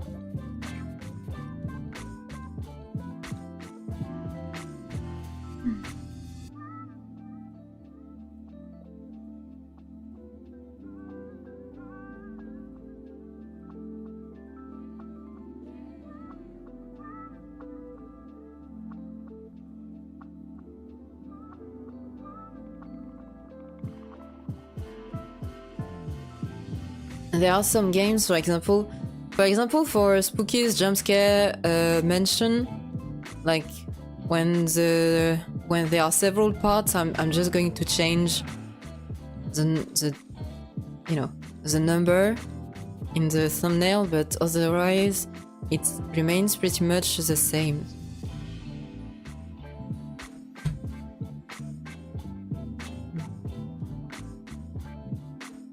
End goal of streaming should be getting a system that can run Red Dead Redemption 2.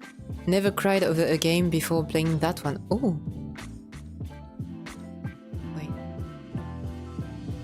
Wait, do I have Red Dead Redemption? Is it? Wait. Red Dead Redemption, I think I saw... Ah, yeah. It's about cowboys, something, I think. But isn't there like a Red Dead Redemption 1?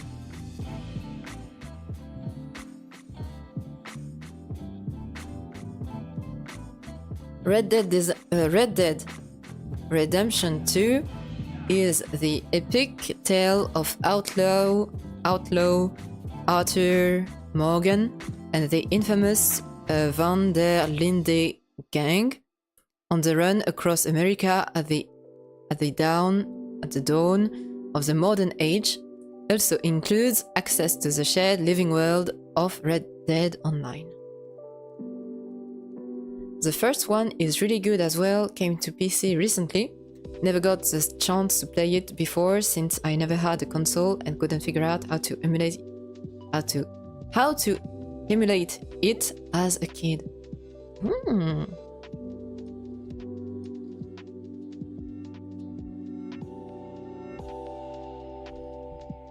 Okay. Up to the wishlist you go.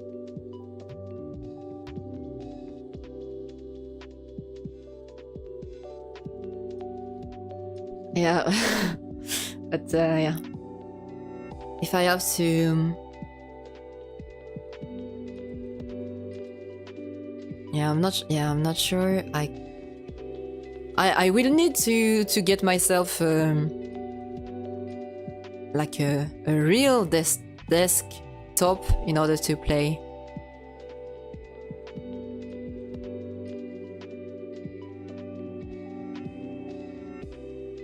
The second one I regard as the best game ever made, by far, story-wise at least.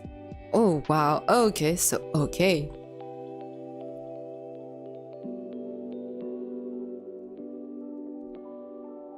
First one is like Cry of Fear, isn't it?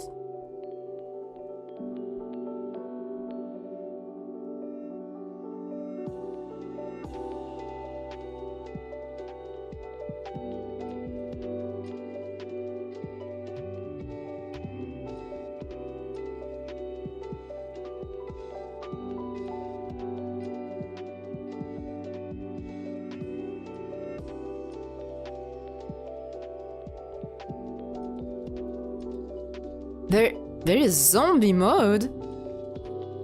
Oh, that actually sounds very cool and somehow fitting,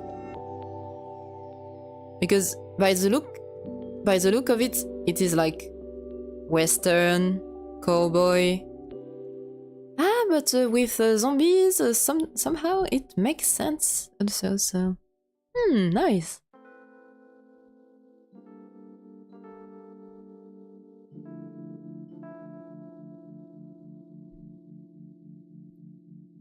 Ow, ow, ow.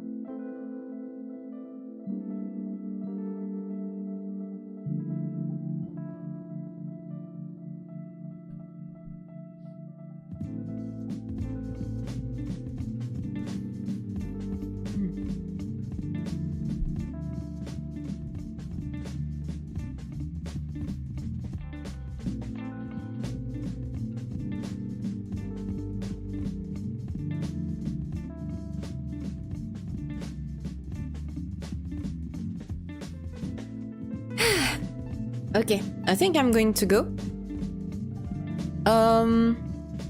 It was I don't want to say fun, because it was not fun. Not in a negative way, but fun is not the appropriate term to define the game Momotype, I think. It was an experience. It was interesting. Yeah, it was interesting. Definitely it was. Yeah. I'm going to post, as I said, the schedule either tonight or tomorrow. I'm going to stream on Friday and maybe on Sunday evening, depending on my energy level. And yeah, it was it was a lot of, I mean, the game was interesting, but it was fun talking with you. So yeah, thank you for watching, thank you for being here. Thank you if you are watching the VOD, maybe. Or thank you for dropping by as well during the stream. I wish you a very good rest of your day, a very good rest of your night, depending on where you are on Earth.